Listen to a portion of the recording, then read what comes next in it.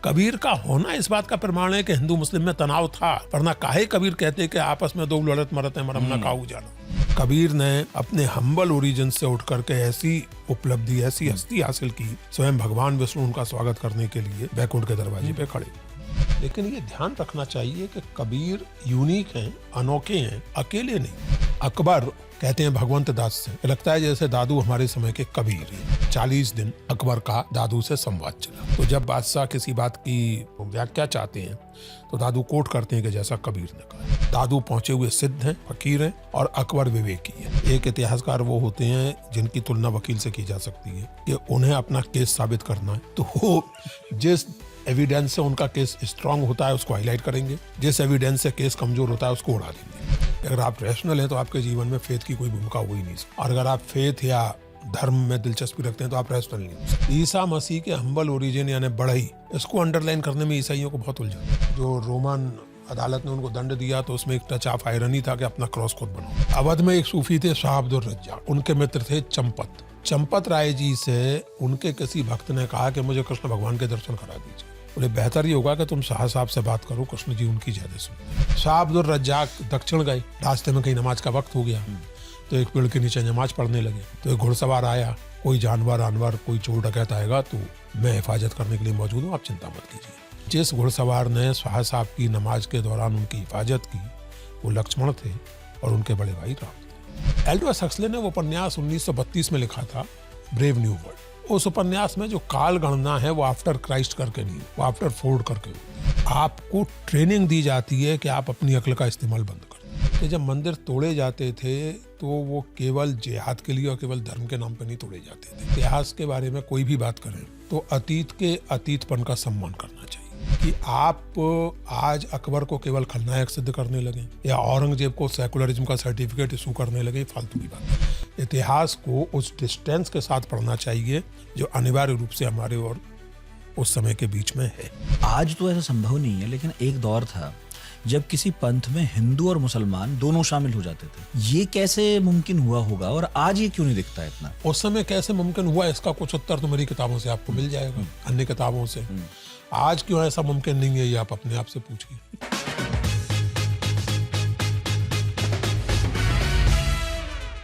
आज से 600 साल पहले एक महान संत हुए, नाम था कबीर।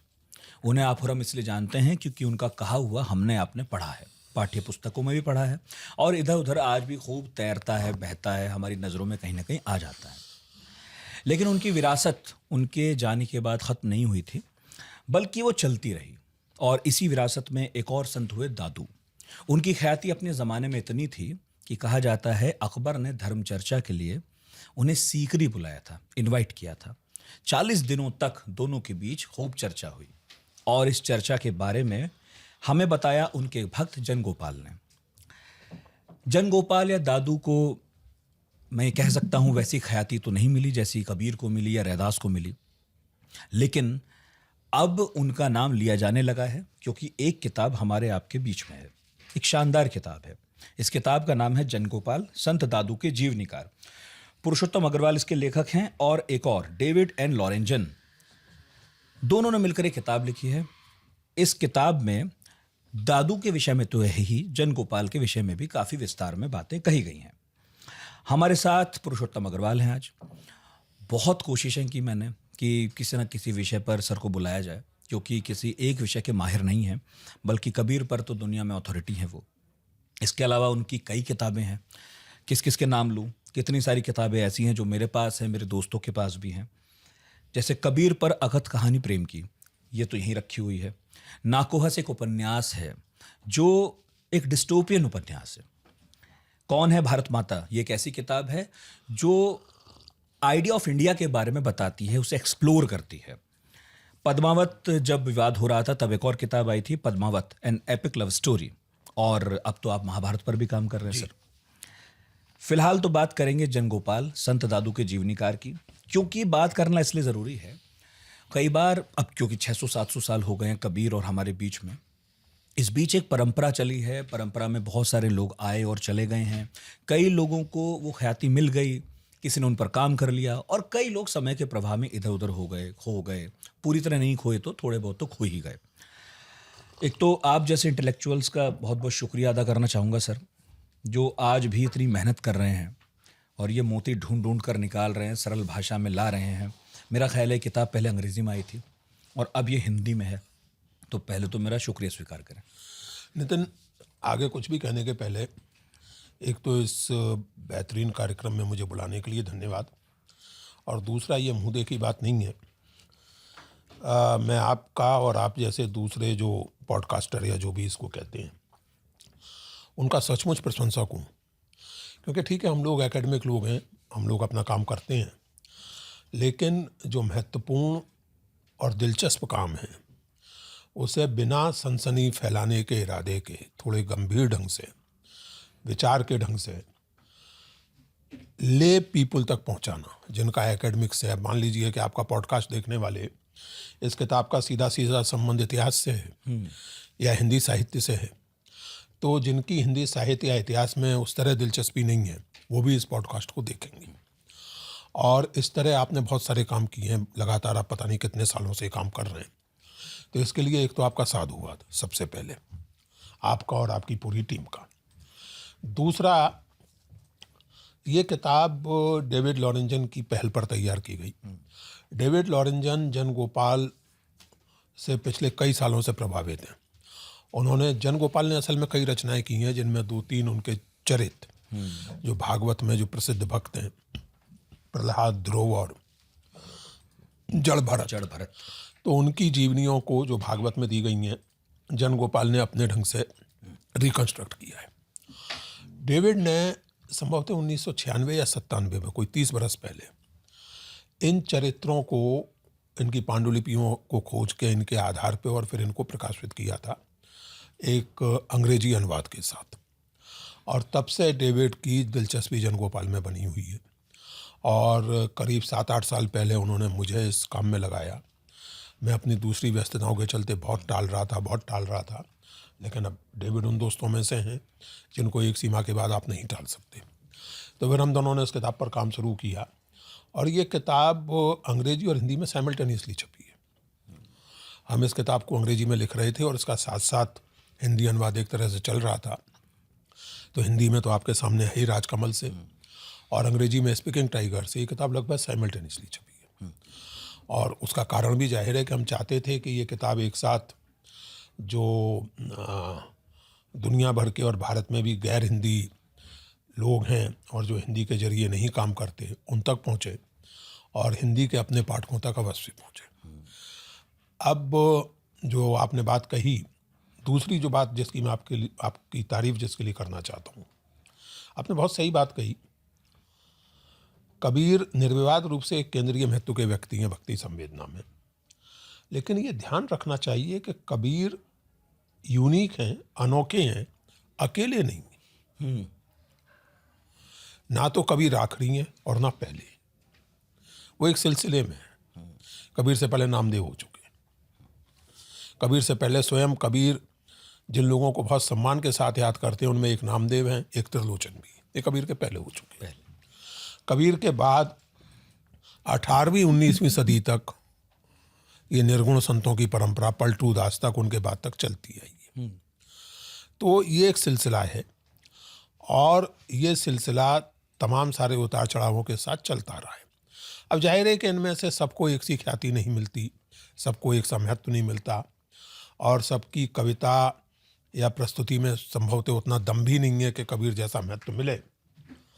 लेकिन जो आपने सवाल किया है, या जो इम्प्लिसिट था आपके स्टेटमेंट में, मैं सोचता रहा हूँ इस पर कि दादू बहुत अच्छे कवि थे, और अपने समय में अगर देखें सामाजिक प्रभाव की दृष्टि से दादू अच्छे खासे सम्मानित व्यक्ति थे, और राजस्थान में, गुजरात में आम लोगों के साथ साथ व्यापारियों में जनगोपाल स्वयं एक संपन्न व्यापारी थे, महाजन, और सामंतों में दादू का अच्छा खासा सम्मान था। लेकिन फिर भी दादू की ख्याति उस तरह अखिल भारतीय न हो सकी जैसे कि कबीर की हुई। इसका जो एक कारण मुझे सूझा इस पर सोचते हुए, वो ये कि कबीरपंथी इस बात को नहीं मानेंगे, लेकिन इतिहासकार मानते हैं कि कबीर पंथ की स्थापना कबीर के निधन के बाद हुई है। कबीर के समय में कबीर पंथ की स्थापना नहीं हुई थी। दादू पंथ की स्थापना दादू के जीवन काल में हो चुकी थी। और जो पंथों में जो चीज़ें होती हैं कि पंथ में जैसे दादू के बाद मुखिया कौन होगा, तो ये भी तय हो चुका था। जनगोपाल ने संकेत भी किया है, गरीबदास जी जो थे। मुझे लगता है कि पंथ का निर्माण हो जाने से एक तरफ तो जो आपके अनुयायी हैं पंथ में हैं, उनमें एक सामूहिकता का बोध आता है, एक सॉलिडरिटी आती है, एक तरह की एक फेलो फीलिंग आती है। लेकिन इसी के साथ एक सीमा भी बन जाती है। फिर पंथ के बाहर के लोग आपका सम्मान करते हैं, सब करते हैं, लेकिन आपको उस तरह नहीं अपना पाते जैसे एक फ्री थिंकर को अपनाते हैं। एक कारण ये हो सकता है, और भी कारण हो सकते हैं।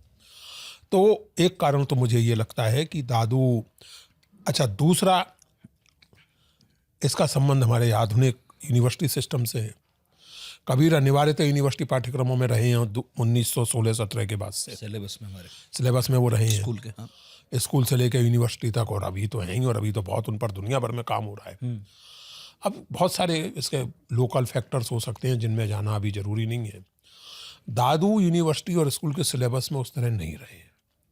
इसलिए जैसे आपने कहा कि हम सब ने कबीर को सुना है, दादू को जाहिर है कि उस तरह सबने नहीं सुना है, क्योंकि कबीर का तो ये है कि आपको पल्ले पड़े ना पड़े, पसंद आए ना आए, लेकिन बड़ा भया तो क्या भया, जैसे पेड़ खजूर, छठी क्लास में पढ़ना तो पड़ता ही है सब तो वो स्थिति दादू की नहीं रही है, इसलिए संभवतः ऐसा हुआ हो। सर, आपने तो इतनी जगह पढ़ाया है, आपके परिचय में कह भी नहीं पाया। खैर, जेएनयू में आपने पढ़ाया है, आप मैक्सिको तक पढ़ा आए हैं, कैम्ब्रिज, ऑक्सफोर्ड, सब आपके हिस्से आए।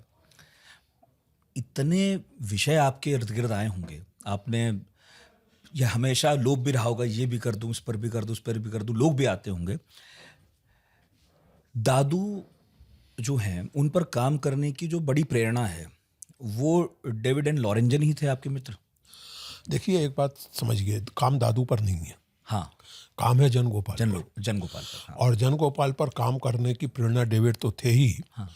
लेकिन जनगोपाल पर काम करने की प्रेरणा जो डेविड से भी ज़्यादा महत्वपूर्ण है, वो ये कि जनगोपाल ने जो दादू जन्म लीला लिखी है, इसको यूँ समझिए कि उस समय के तमाम संतों के बारे में उनके प्रशंसकों ने, वो भले ही उनके शिष्य हों या ना हों, अधिकांशतः तो नहीं थे, उन्होंने उनके अपने अपने ढंग से परिचय लिखे।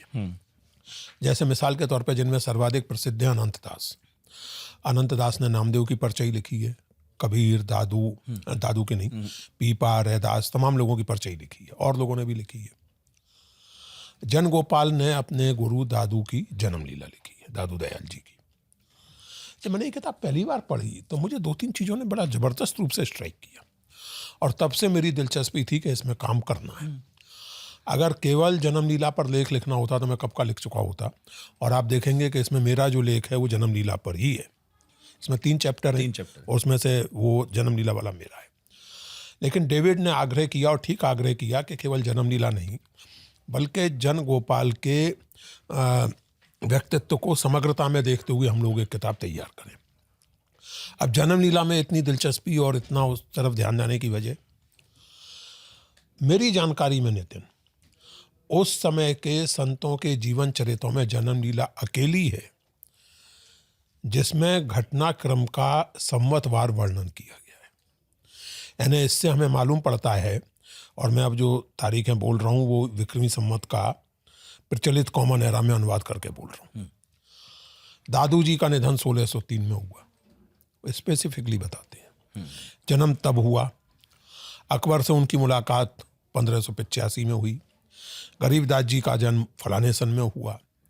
ये जो एक्यूरेसी है, इसके अलावा दादू के प्रशंसकों और निंदकों के नाम इसमें दिए गए हैं, जिनमें से कुछ मैंने और डेविड ने इसमें लिखा भी है, बाकायदा हिस्टोरिकली वेरीफाई किए जा सकते हैं।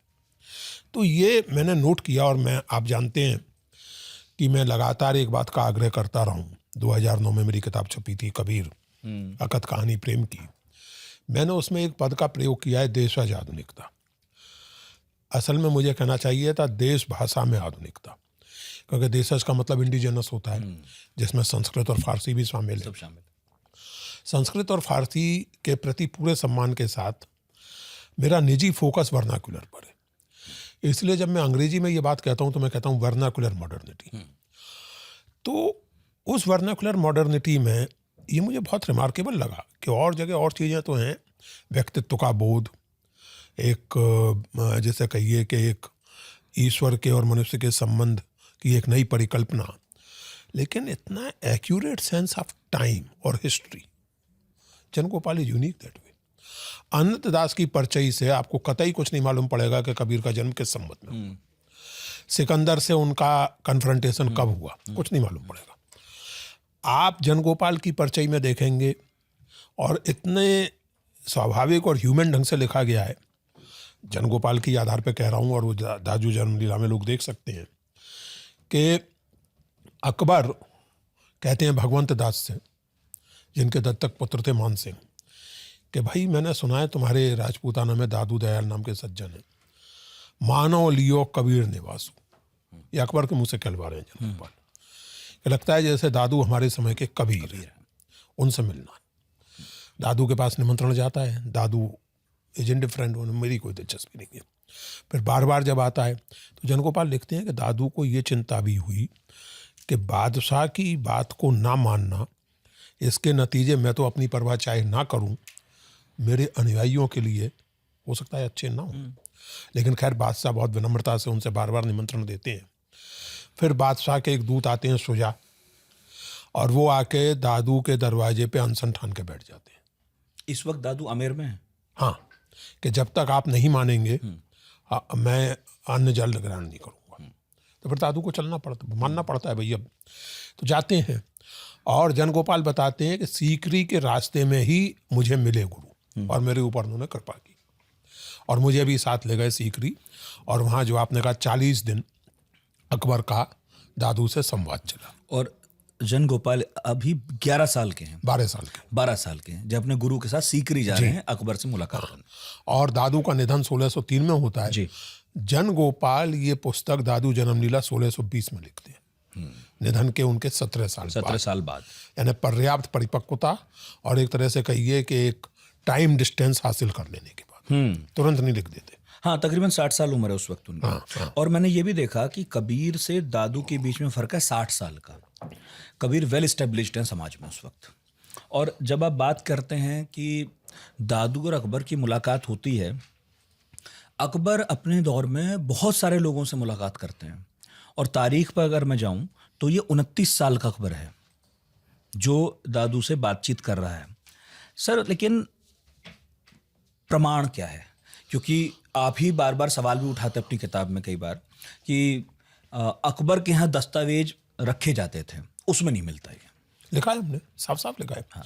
लेकिन हमने साथ में ये भी लिखा है कि चूंकि अकबरी दरबार में डॉक्यूमेंटेशन काफ़ी सावधानी से होता था, इसलिए ये अजीब तो लगता है कि दादू से मुलाकात हुई अकबर की और इसका जिक्र नहीं हुआ। लेकिन हमें इस बात का भी ध्यान रखना चाहिए कि जो कोर्ट क्रॉनिकल्स हैं वो अकेले प्रमाण नहीं हो सकते। मैं इसके 2 उदाहरण देता हूँ। आईने अकबरी में कबीर का उल्लेख है 2-3 जगह पर है, तुलसीदास का नाम तक नहीं। हाँ, सही बात है। तो इससे क्या सिद्ध हो जाता है? ये तो पर यहाँ नहीं थे इसमें। जबकि किंवदंतियों में कहा जाता है कि तुलसीदास की और रहीम की मित्रता की किंवदंतियाँ हैं। वो एक पूरा दोहा प्रचलित है कि रहीम ने तुलसीदास के पास संदेश भेजा कि अकबर आपको मनसब देना चाहते हैं, मनसब ले लीजिए, आनंद से रामचंद्र जी का भगवान का भजन कीजिए। तो प्रसिद्ध कहा किस्सा है कि तुलसीदास ने जवाब दिया, हम चाकर रघुवीर के पटोले को दरबार, तुलसी अब कहेंगे नर के मनसबदार। सही। अभी घटना हुई या नहीं हुई हम नहीं जानते, क्योंकि कोर्ट क्रॉनिकल्स में इसका उल्लेख नहीं है।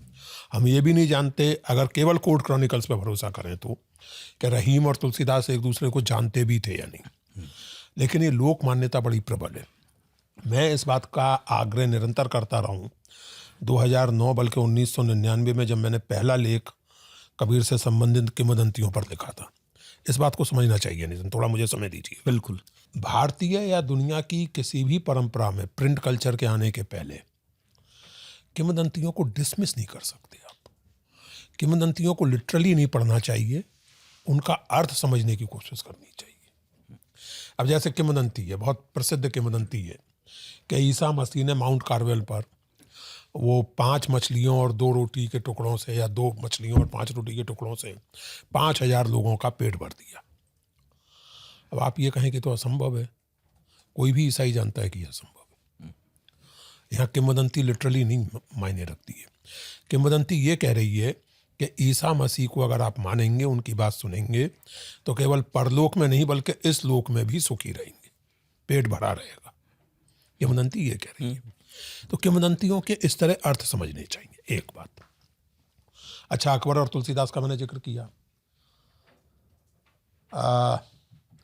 नामदेव के समकालीन जो महाराष्ट्र में यादव राजा थे, उनके डॉक्यूमेंट्स में नामदेव का कोई उल्लेख नहीं है, जबकि नामदेव का प्रभाव यह है कि वो आदि ग्रंथ में भी मौजूद है, और कबीर के यहाँ भी प्रशंसा परक उल्लेख है उनके, और बाद में महाराष्ट्र की सारी संत परंपरा तो अपने आप को नामदेव का उत्तराधिकारी मानती है उससे, बिल्कुल।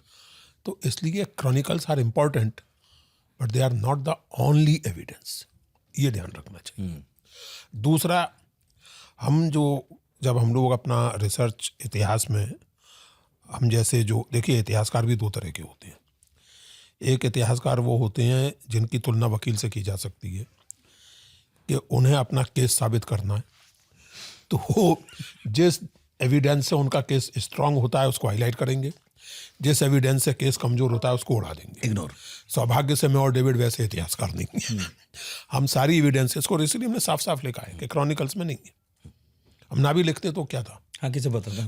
कोई रिव्यूअर बताता तो बताता, बाद में कभी बता देता, बताता रहता। कहाँ आम आदमी तो कहता हाँ भाई है, हो गई। हमने साफ साफ लगाया कि क्रॉनिकल। लेकिन अब इसके आगे की बात, एक तो जन गोपाल केवल किंवदंती की तरह नहीं कह रहे, जन गोपाल फर्स्ट पर्सन अकाउंट दे रहे हैं, नंबर 1। नंबर 2, जन गोपाल इस प्रसंग में जितने भी व्यक्तियों का नाम लेते हैं वो सबके सब ऐतिहासिक है। भगवंत दास, अबुल फजल, बीरबल और सुजा, ये सबके सब ऐतिहासिक लोग हैं। जन गोपाल के हिसाब से दादू जब वहाँ पहुँचते हैं तो पहले कुछ दिन अबुल फजल के घर में रुकते हैं, फिर बीरबल के घर में रुकते हैं, उसके बाद बादशाह से उनकी चर्चा होती है और तमाम सारी बातें होती हैं। दूसरा, अकबर का जो इतिहास में और किंवदंतियों में जिस तरह का व्यक्तित्व है, अकबर के साथ जैसुइट ईसाई पादरियों के संवाद के तो डॉक्यूमेंट्स उपलब्ध हैं, क्योंकि जैसुइट्स जो हैं वो डॉक्यूमेंटेशन के लिए कुख्यात या विख्यात थे। वो लिटरली आज सुबह उठ के क्या खाया से दर्ज करना शुरू करते थे और आखिर तक करते थे। इरा मुखर्जी की बहुत बढ़िया किताब है अकबर पर, आपने ज़रूर पढ़ी है, मैं जानता हूँ। तो उसमें उन्होंने जैसुइट पादरियों के इस फ्रस्ट्रेशन को भी नोट किया है कि बादशाह ने सुना बहुत, और वो सुना के बड़े खुश होते थे कि अब कन्वर्ट कर लेगा, मान गया। मान गया लेकिन कन्वर्ट नहीं किया, होता नहीं था, बपतिस्मा नहीं लिया उसने। हाँ। इसी तरह जैन साधुओं के साथ अकबर के संवाद के ऐतिहासिक यानी डॉक्यूमेंटेड उसमें प्रमाण मौजूद हैं। ये किंवदंतियाँ अकबर के साथ कई साधु संतों की जुड़ी हुई हैं कि उनके कहने पर या उनके प्रभाव में वो शाकाहारी हो गए या गौवध पर प्रतिबंध लगा दिया। जन गोपाल ये क्रेडिट दादू को देते हैं। पर ये किंवदंतियाँ हम सब ने सुनी हैं कि अकबर ने तानसेन से कहा कि तुम ऐसा गाते हो तो तुम्हारे गुरु कैसा गाते होंगे। तो तानसेन ने कहा कि मैं तो ठीक है, मेरे गुरु किसी बादशाह के लिए नहीं गाते, वो भगवान के लिए गाते हैं, वो आपके दरबार में ना आने वाले। तो अगर उन्हें सुनना है तो चुपचाप चलना पड़ेगा और चुप के सुनना पड़ेगा, कहीं रिकॉर्डेड नहीं है। अगेन, जैसा मैंने कहा कि रिकॉर्डेड हो या ना हो, ये किंवदंती एक साथ 3 व्यक्तियों के बारे में हमें कुछ बताती है, स्वामी हरिदास जी के बारे में, तानसेन के बारे में और अकबर के बारे में। तो इस तरह देखिए आप, तो अकबर के व्यक्तित्व को देखते हुए, जन गोपाल के केयरफुल डॉक्यूमेंटेशन को देखते हुए, मेरा और डेविड का मानना है कि भले ही आईने अकबरी में इसका उल्लेख ना हो, मुंतखाबात उल तवारीख में इसका उल्लेख ना हो, लेकिन ये मुलाकात हुई है। 40 दिन की मुलाकात है ये। एक तो खैर अब मैं अकबर पर बाद में थोड़ा सा जाऊंगा, क्योंकि मुझे तो कम से कम फैसिनेट करता है कि 29 साल का एक लड़का ही है वो। बादशाह तो ठीक है, 13 साल की उम्र में तो बादशाह बन गया था। और फिर कुछ ही साल में उसने अपने आप को बैरम खां के प्रभाव से मुक्त कर लिया। हाँ, उन्हें हज करने भेज दिया। बिल्कुल, कि आप हज करो, और वो कभी लौटे नहीं है फिर उसके अब वो अलग बात है। पाटन में उनकी हत्या हो गई। वो मध्यकाल का समय था। बिल्कुल, हत्या हो जाती थी अक्सर। अब वो 29 साल का जो दिमाग है अकबर का, तो पूछूंगा मैं कि इस पर है मेरा सवाल, पर पहले 40 दिन, ये 40 दिन में क्या क्या घटा, क्या इसका भी जिक्र मिलता है हमें? हाँ, पूरा विस्तार से है। हाँ, तो मैं चाहूंगा यानी थोड़ा सा मैं बताता हूँ आपको। देखिए, दादू जन्म लीला में, और ये बहुत स्वाभाविक है, मेरा ख्याल है दादू जन्म लीला में कुछ नहीं तो कम से कम 40% हिस्सा इस मुलाकात को ही दिया गया है, क्योंकि मुलाकात बहुत महत्वपूर्ण है। देखिए, उस समय जैसे मैंने आपसे कहा कि अकबर या कोई भी बादशाह हो फॉर दैट मैटर, बादशाह के द्वारा आपका रिकॉग्निशन मायने तो रखता है। ये तो है। आप स्वयं व्यक्तिगत रूप से कितने भी निष्प्रय हों जैसे दादू जी थे, लेकिन आपके भक्तों के लिए, आपके पंथ के लिए, आपके संप्रदाय के लिए मायने रखता है बिल्कुल। कि आपको रिकॉग्निशन मिला। आज भी हम ऐसे लोगों को जानते हैं, लेखकों और कलाकारों को, जिन्हें कोई फर्क नहीं पड़ता कि उन्हें भारत रत्न मिला या नहीं मिला, लेकिन उनके प्रशंसकों को पड़ता है। बिल्कुल। तो वो एक बात है। दूसरे, जो मैंने आपको 2-3 उदाहरण बताए, इसी तरह की कहानियां मीराबाई के बारे में प्रचलित हैं। हाँ। सूरदास जी के, जो हरिदास जी के बारे में मैंने बताया। तो अकबर की एक डेफिनेट इमेज उस जमाने में थी, अर्ली मॉडर्न पीरियड जिसे मैं कहता हूँ, उसमें अकबर की एक डेफिनेट इमेज थी। जैन्स, अच्छा, जो वल्लभाचार्य का पुष्टि मार्ग है, अकबर के 2 विश्वस्त मित्र या सहयोगी, टोडरमल और बीरबल, ये दोनों तो बाकायदा पुष्टि मार्गी थे, तो उनसे भी अकबर का संबंध था। और ऐसा संबंध था कि वृंदावन में एक बार जब गोकुल में चैतन्य महाप्रभुओं के अनुयायी और पुष्टि मार्गियों के बीच में संघर्ष हुआ, तो जाहिर है कि बादशाह का फैसला पुष्टि मार्गियों के पक्ष में आया, होना चाहिए था, because these people had the influence इन दरबार में बैठे थे। The court. तो अकबर जिज्ञासु व्यक्ति थे, इसमें कोई संदेह नहीं है। उनके इबादत खाने की बहसें, उनकी सारी बातचीतें, और रोचक बात यह है कि ये बात अकबर के प्रशंसकों ही नहीं बल्कि उनके जो निंदा के आलोचक थे उनके विवरणों में भी आती। उन्होंने ज्यादा कही है। जैसे मुल्ला बदायूनी, हाँ। वो अकबर के दरबार में थे और बहुत बड़े स्कॉलर थे, संस्कृत और फारसी दोनों के। उन्होंने किताब लिखी है मुंतखाबातुल तवारीख, सिलेक्शंस फ्रॉम हिस्ट्री। और नितिन, वो ऐसी किताब है कि जब जहांगीर बादशाह बने तो उन्होंने कुछ दिन के लिए उस किताब को बैन कर दिया था। मेरे ख्याल से उस जमाने में बैन का शायद एक अलग ही उदाहरण था। दैट बुक वाज बैन, बहुत कटु आलोचना, क्योंकि उसमें अकबर की बहुत कठोर आलोचना थी।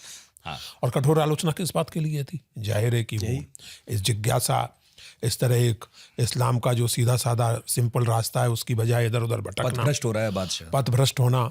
आईने अकबरी में आप देखें तो आईने अकबरी के अंत में अबुल फजल ने अकबर की कुछ सूक्तियाँ संकलित की हैं। वो सूक्तियाँ निश्चित रूप से कट्टर मुसलमानों को छुड़ाने वाली हैं, परेशान करने वाली हैं। तो दूसरी ओर, जैसे हमने देखा, जैसुइट पादरी फ्रस्ट्रेटेड हुए कि अकबर ईसाई नहीं बन गए। उन्होंने कहा कि कोई कन्वर्जन नहीं, मैं जानूंगा। तो ये जो इमेज रही है अकबर की, इसके चलते ये बहुत स्वाभाविक है कि जन गोपाल को दादू को बुलाया अकबर ने, ये महत्वपूर्ण लगा। उनसे बातचीत हो सकता है कि 40 दिन ना होकर 4 दिन हुई हो, लेकिन एक पोएटिक लाइसेंस लेते हैं उसके लिए वो। 40। और अंततः जो है, अंत जब होता है उस बातचीत पर, वो जनगोपाल अपना निष्कर्ष देते हैं। तो ये कहते हैं कि जो दादू का विरोध कर रहे थे उन मुल्लाओं ने भी माना कि दादू में बहुत बड़ा सत्य चमत्कार है, और सबको ये मानना पड़ा कि सा अकबर बड़ो बमी की। दादू पहुँचे हुए सिद्ध हैं, फकीर हैं, और अकबर विवेकी है। एक चीज़ का ध्यान रखने की जरूरत है, हम चूंकि कबीर की बात कर रहे थे, बहुत रोचक मुझे लगता है। दादू ऑब्वियसली पढ़े लिखे व्यक्ति थे। उनकी जो दादू वाणी है उसमें कुछ कविताएं सीधे सीधे फारसी में हैं, और जनगोपाल के विवरण में दादू जो कुछ कहते हैं उसमें कुछ उक्तियां फारसी में ही हैं, सीधे सीधे फारसी में। और जाहिर है कि बादशाह अकबर के सवाल उसी तरह के थे कि संसार क्या है, जगत क्या है, मरने के बाद क्या होगा, जो जिन्हें आप कह सकते हैं मेटाफिजिकल सवाल, तत्व मीमांसा के सवाल। मुझे बहुत स्ट्राइकिंग लगता है, और मैंने इस बात पर इसमें बल दिया है इस किताब में, कि दादू बतौर अथॉरिटी को किसी को कोट नहीं करते, ना वेद को, ना कुरान को, ना किसी पुराण को, ना किसी इस्लामी हदीस को। वो केवल एक व्यक्ति को कोट करते हैं, कबीर को। कबीर के 5 कोटेशन दादू ने दिए, और वो 5 कोटेशन प्रामाणिक हैं, वो कबीर का वाणी में मिलते हैं। तो जब बादशाह किसी बात की व्याख्या चाहते हैं तो दादू कोट करते हैं कि जैसा कबीर ने कहा है। This is remarkable. इन्हीं कारणों से संभवतः 19वीं सदी में जो आरंभिक ब्रिटिश ओरिएंटलिस्ट थे, विल्सन वगैरह, उन्होंने माना था कि दादू कबीर की शिष्य परंपरा में थे, लेकिन बाद की रिसर्च हमें बताती है कि ऐसा था नहीं। डायरेक्ट डिसाइपल ट्रेडिशन में दादू संभवतः नहीं थे, लेकिन ये सही है कि बेहद प्रभावित थे।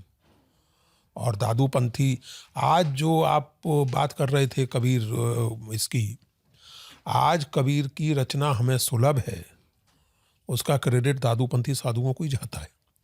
उन्होंने ही वो पोथियां तैयार की हैं जिनके आधार पर कबीर ग्रंथावली तैयार की गई है। ये दादू पंथी लोग ही थे। तो उस जमाने में दादू पंथी और निरंजन पंथी एक और पंथ था जिसके बारे में और भी कम जानते हैं लोग। ये दो पंथ उस समय ऐसे थे नितिन कि इनके साधु और इनके जो संरक्षक थे व्यापारी और सामंत, उन्होंने जैसे पांडुलिपियों को सुरक्षित रखने, एक पांडुलिपि की 100, 50, 200 कॉपी करके लोगों को भेंट करने, उनको संग्रहगारों में सुरक्षित रखने का एक तरह से बीड़ा उठा रखा था। अगर कभी कभी मैं कल्पना करता हूँ कि अगर ये प्रोजेक्ट इन लोगों ने नहीं संभाला होता तो हमारे पास कुछ नहीं होता, क्योंकि आदि ग्रंथ के अलावा जो एक अलग ही परंपरा है, उसके अलावा अगर उस समय के संतों की बानियां वगैरह किसी ने संकलित की हैं तो दादू पंथियों और निरंजन पंथियों ने की है। बड़ा भारी काम है सर। तो 4 दिन या 40 दिन अस्तित्व के प्रश्न अकबर ने किए। मैं समझना चाह रहा था, मैंने प्रश्न लिखा था आपके लिए कि आपसे पूछूंगा, भूल ना जाऊं, कि क्या जो अकबर की दृष्टि में धर्म है और उसे लेकर वो ऊहापोह है कि वो बार बार लोगों से मिल रहे हैं, अंत तक मिल रहे हैं, बाद में दीन इलाही के रूप में उन्होंने कुछ स्थापित कर दिया धर्म जैसा, पता नहीं वो क्या बना क्या नहीं, लेकिन निर्गुण पंथी जो लोग थे, क्या उनका प्रभाव था अकबर की ये दृष्टि बनाने में ज़्यादा? बहुत अच्छा सवाल है। जहाँ तक दीन इलाही का सवाल है, अकबर के दीन इलाही से ज़्यादा महत्वपूर्ण उनका योगदान है सुलह कुल। दीन इलाही तो एक तरह का नया मजहब शुरू हो गया, और वो अगर मैं स्पष्ट शब्दों में कहूँ तो वो अकबर की अपनी कमजोरी का प्रमाण है। और ये बहुत सारे लोगों के साथ होता है। समकालीन इसमें भी आप देखें तो रजनीश जी जो आगे चल के ओशो कहलाए, उन्होंने शुरू गुरुडम के विरुद्ध से ही किया था और बाद में खुद बहुत बड़े गुरु बन गए। ये प्रॉब्लम जो है वो सभी के साथ होती है। कई बार मुझे लगता है कि मैं भी गुरुडम के खिलाफ बोलते बोलते गुरु ना बन जाऊं उस अर्थ में, और लोगों से कहने लगूं कि मेरा लॉकेट गले में पहनो। तो ये प्रॉब्लम सबके साथ होती है, इसलिए मैं दीन इलाही को उतना महत्वपूर्ण नहीं मानता। और ये आप जानते हैं कि दीन इलाही अकबर के अपने विश्वस्त मित्रों में से संभवतः बीरबल को छोड़कर किसी ने कबूल किसी ने नहीं किया। एनीवे, लेकिन सुलह कुल यानी लिटरली टोटल पीस, आजकल की शब्दावली में कहें तो पीसफुल को एग्जिस्टेंस, ये अकबर का बहुत बड़ा योगदान, बड़ी पॉलिसी। क्योंकि अकबर ने इस बात को रिकॉग्नाइज किया कि जिस देश पर वो शासन कर रहे हैं उसमें मुसलमान तब भी माइनॉरिटी ही थे। ऐसा नहीं है कि मुसलमान मेजॉरिटी हो गई थी। तो जिस देश पर वो शासन कर रहा है व्यक्ति, उसने रियलाइज किया कि मेजॉरिटी तो गैर मुस्लिम है, और ख़ुद मुसलमानों में भी उसको बहुत सारी चीज़ें अटपटी लगती थी। फिर यूरोपियों से संपर्क भारत का होने लगा था, बहुत पहले से, अकबर के बहुत पहले से यूरोपीय लोग आने लगे थे। तो उसने ये महसूस किया कि हर धर्म का व्यक्ति अपने धर्म से लगाव रखता है, उसे महत्वपूर्ण मानता है और एक भावनात्मक संबंध रखता है। तो बजाय इसके कि आप एक दूसरे को कन्वर्ट करने के फेर में पड़ें, बेहतर ये है कि you should better exist peacefully, peaceful को एग्जिस्टेंस। तो मैं सुलह कुल को ज़्यादा महत्वपूर्ण योगदान मानता हूँ।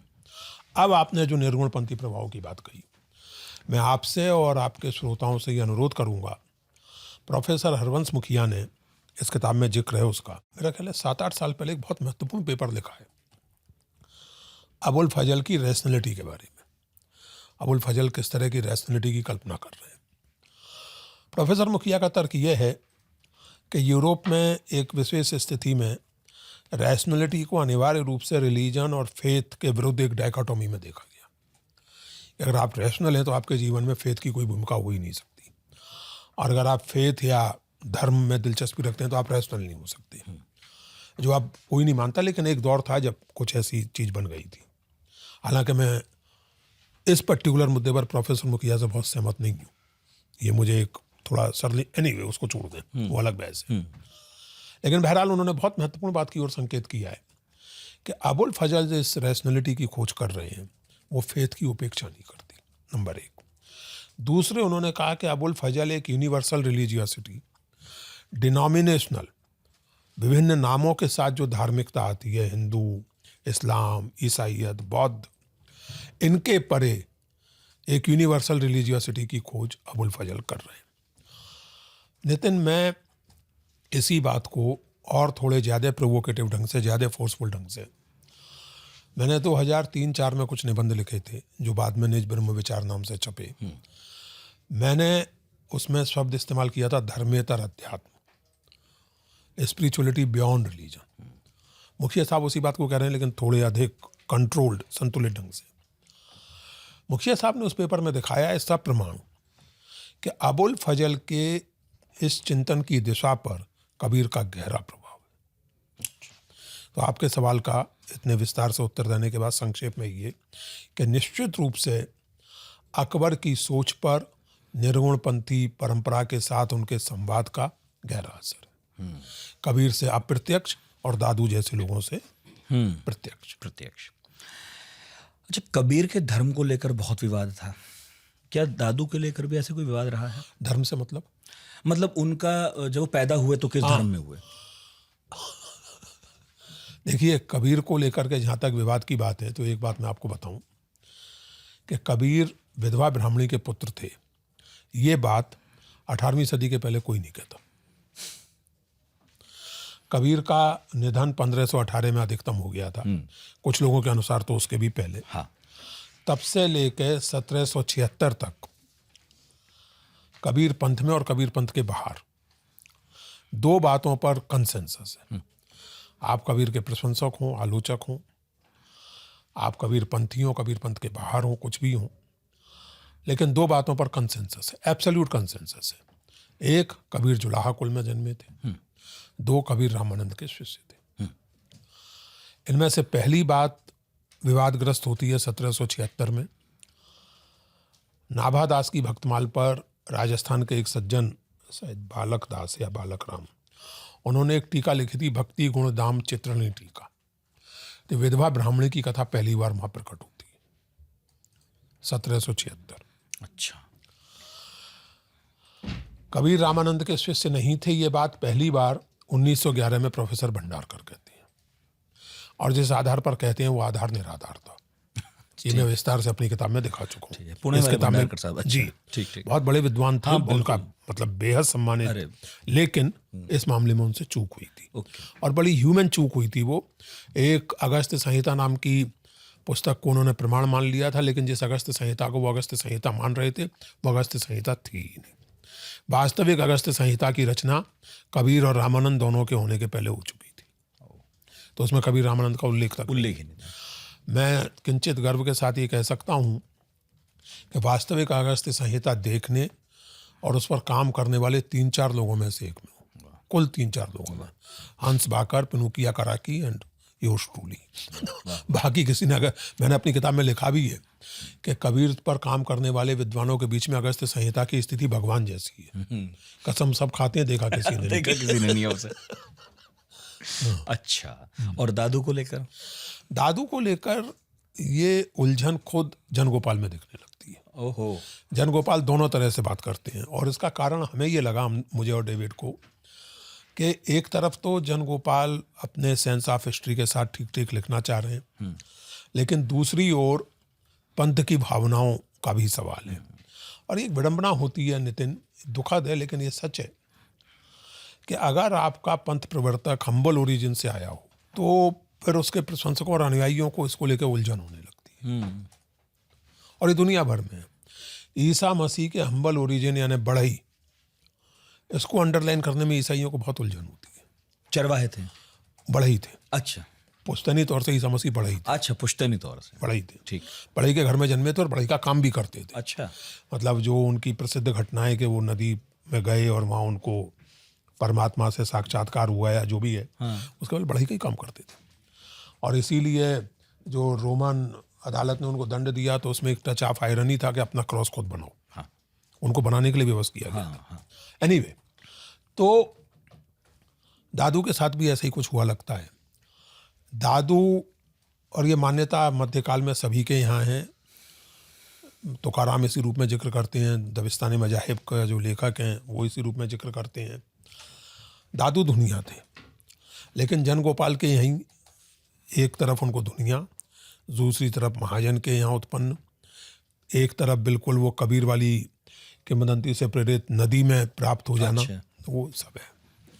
लेकिन मेरे और डेविड के अनुसार जन्म से दादू दुनिया ही थे, कॉटन कार्डर जिसको कहते हैं। और जन गोपाल ने ये नोट किया, अन्य लोगों ने भी नोट किया है कि दादू को स्वयं को इस बात को लेकर कोई संकोच नहीं था, बल्कि वो अपने सिरहाने अपना वो जो यंत्र होता है जिससे रुई धुनते हैं, हाँ, वो रख के सोते थे। उनको पर्सनली उसमें कोई असुविधा नहीं थी, लेकिन शिष्यों को होती है। तो शिष्य मानने को तैयार नहीं है। अब जो कितने साधारण थे हमारे गुरुजी। नहीं, देखिए यही तो रोना है ना। असल में इस चीज़ पर गर्व होना चाहिए हाँ, कि अब जैसे कबीर के शिष्यों को ये सिद्ध करने की बजाय कि वो किसके अवतार थे और क्या थे, और इस मामले में अनंतदास की कबीर परिचय लाजवाब है नितिन। वो कबीर को किसी का अवतार नहीं बताते। अनंतदास की कबीर परिचय में कबीर काशी बसे जुलाहा एक, हरि भक्ति की पकड़ी टेक, शुरू यहाँ से होती है बस और अंत ऐसे होती है कि जब कबीर का निधन होता है तो भगवान विष्णु गोलोक में उनका स्वागत करते हैं। ऐसे अंत है। यानी अगर आप इसको पढ़ें तो Kabir was such a self made man according to Anantdas.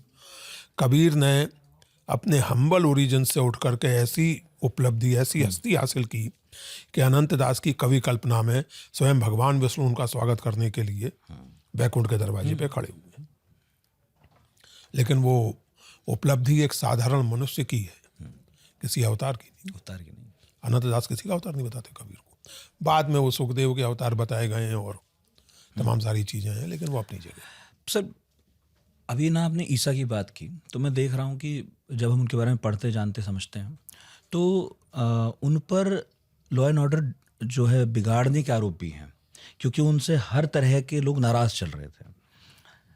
कुछ ऐसा ही मैं कबीर के दौर में भी देखता हूँ, और जब 60, 70, 80 साल बाद दादू आते हैं तो भी कुछ कुछ हो रहा है कि वो थोड़ा हिंदू, थोड़ा मुसलमान, दोनों की मान्यताओं उन्हें ठेस तो पहुंचा रहे हैं।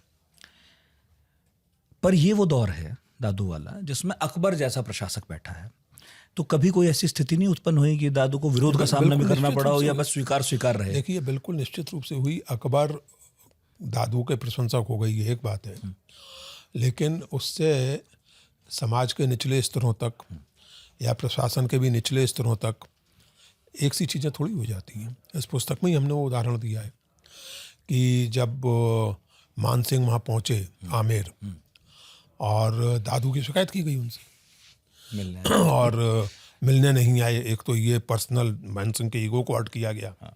फिर बताया गया उसी तरह की शिकायतें जैसी अनंतदास की कबीर परिचय में कबीर के विरुद्ध सिकंदर लोदी से की जाती हैं कि हिंदू मुसलमान दोनों की निंदा करता है, वेद की भी निंदा करते हैं, पुराण की भी, कुरान की भी वगैरह वगैरह। दादू की आलोचना में एक पर्सनल टच भी है और वो बहुत मार्मिक है। इस पर मैं थोड़ा बात करना चाहता हूँ। जन गोपाल के अनुसार, दादू जन्म लीला के अनुसार, दादू पर एक बहुत बड़ा आरोप ये लगाया गया कि इनकी बेटियां 18-20 साल की हो गई हैं और उन्होंने ब्याह नहीं किया उनका, और ये पाप है, और ऐसे पाप का फल केवल पाप करने वाले को नहीं, राजा को भी भुगतना पड़ता है। ये कहा है बाकायदा, हम देख सकते हैं, इसमें पढ़ के देख पढ़ा सकते मैंने। तो मान सिंह को लगता है कि भाई तो चिंता की बात है। अब लेकिन यहाँ आप ध्यान दीजिए, और ये जो मैं कह रहा था कि अंतर, और इसलिए ये रोचक है कि दादू सिकंदर ने कबीर को बुलाया था, कबीर को सिकंदर के यहाँ जाना पड़ा था। ऑब्वियसली दादू की हैसियत ऐसी थी कि उन्हें बुलाया नहीं जा सकता था। जो आप अकबर वाली बात कर रहे थे, तो मान सिंह ये हुक्म नहीं दे सकते थे दादू को कि आइए मुझसे मिलिए। अच्छा, ये घटना अकबर से मुलाकात के बाद की है? Of course. अच्छा, मेरा अनुमान ये है कि घटना 1590 की है। अच्छा। मैंने अनुमान लगाया है इसमें।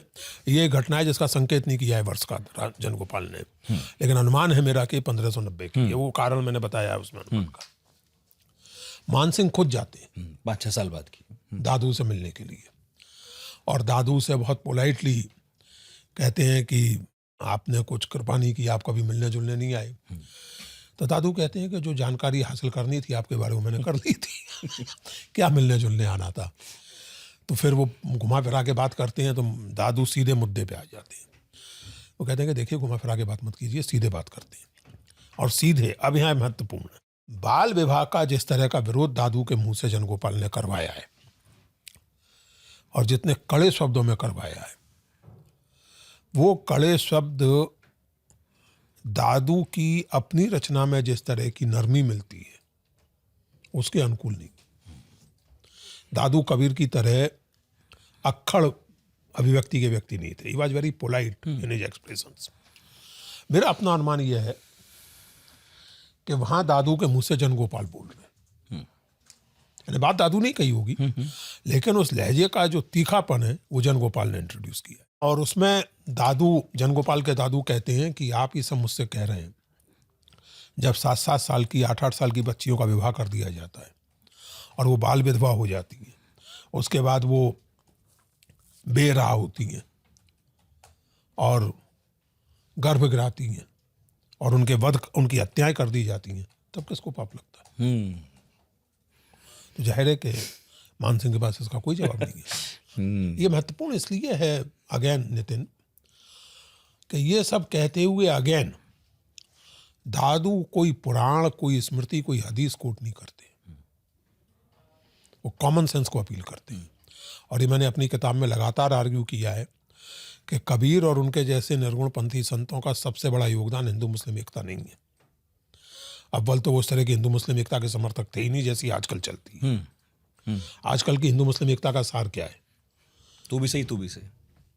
तो बस सारी चीजें आपने कबीर में से बड़े विस्तार में कहा है भाई, तू भी गलत और तू भी गलत। हाँ, इसीलिए दोनों नाराज होकर सिकंदर लोधी के पास पहुंचे थे। हिंदू की ना माने रीति, मुसलमान की करे चीती। हिंदुओं की भी बात नहीं सुनता, मुसलमानों की भी आलोचना करता है। अजीब आदमी है ये। तो एनीवे, तो और यही आरोप मानसिंह के दरबार में दादू पर लगाया जाता है। एनीवे, इसमें महत्वपूर्ण यह है कि दादू बाल विवाह का विरोध, जैसे मैं कहता हूं अनुभव सम्मत विवेकवाद, मैं क्या कहता हूं, ये नामवर जी का दिया हुआ शब्द है। नामवर जी ने निर्गुण संतों की मीमांसा, ज्ञान मीमांसा के लिए बहुत सुंदर शब्द का प्रयोग किया है, अनुभव सम्मत विवेकवाद, एम्पायरिकल रैशनलिज्म। अपने अनुभव से रैशनल नतीजे निकालिए। इसकी तुलना आप कीजिए, मैंने किया है इस किताब में, ईश्वर चंद्र विद्यासागर। ईश्वर चंद्र विद्यासागर ने 1850 में एक छोटी सी पुस्तिका लिखी थी, बाल विवाहेर दोष, बाल विवाह की बुराइयां। उसमें उन्होंने ठीक यही पद्धति अपनाई।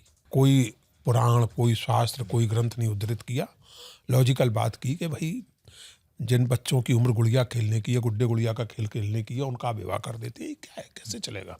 खासकर स्त्रियों के लिए बहुत अमानवीय स्थिति यह है कि 10 साल की बच्ची को गर्भवती कर दें आप, और इस तरह की स्थितियां कर दें।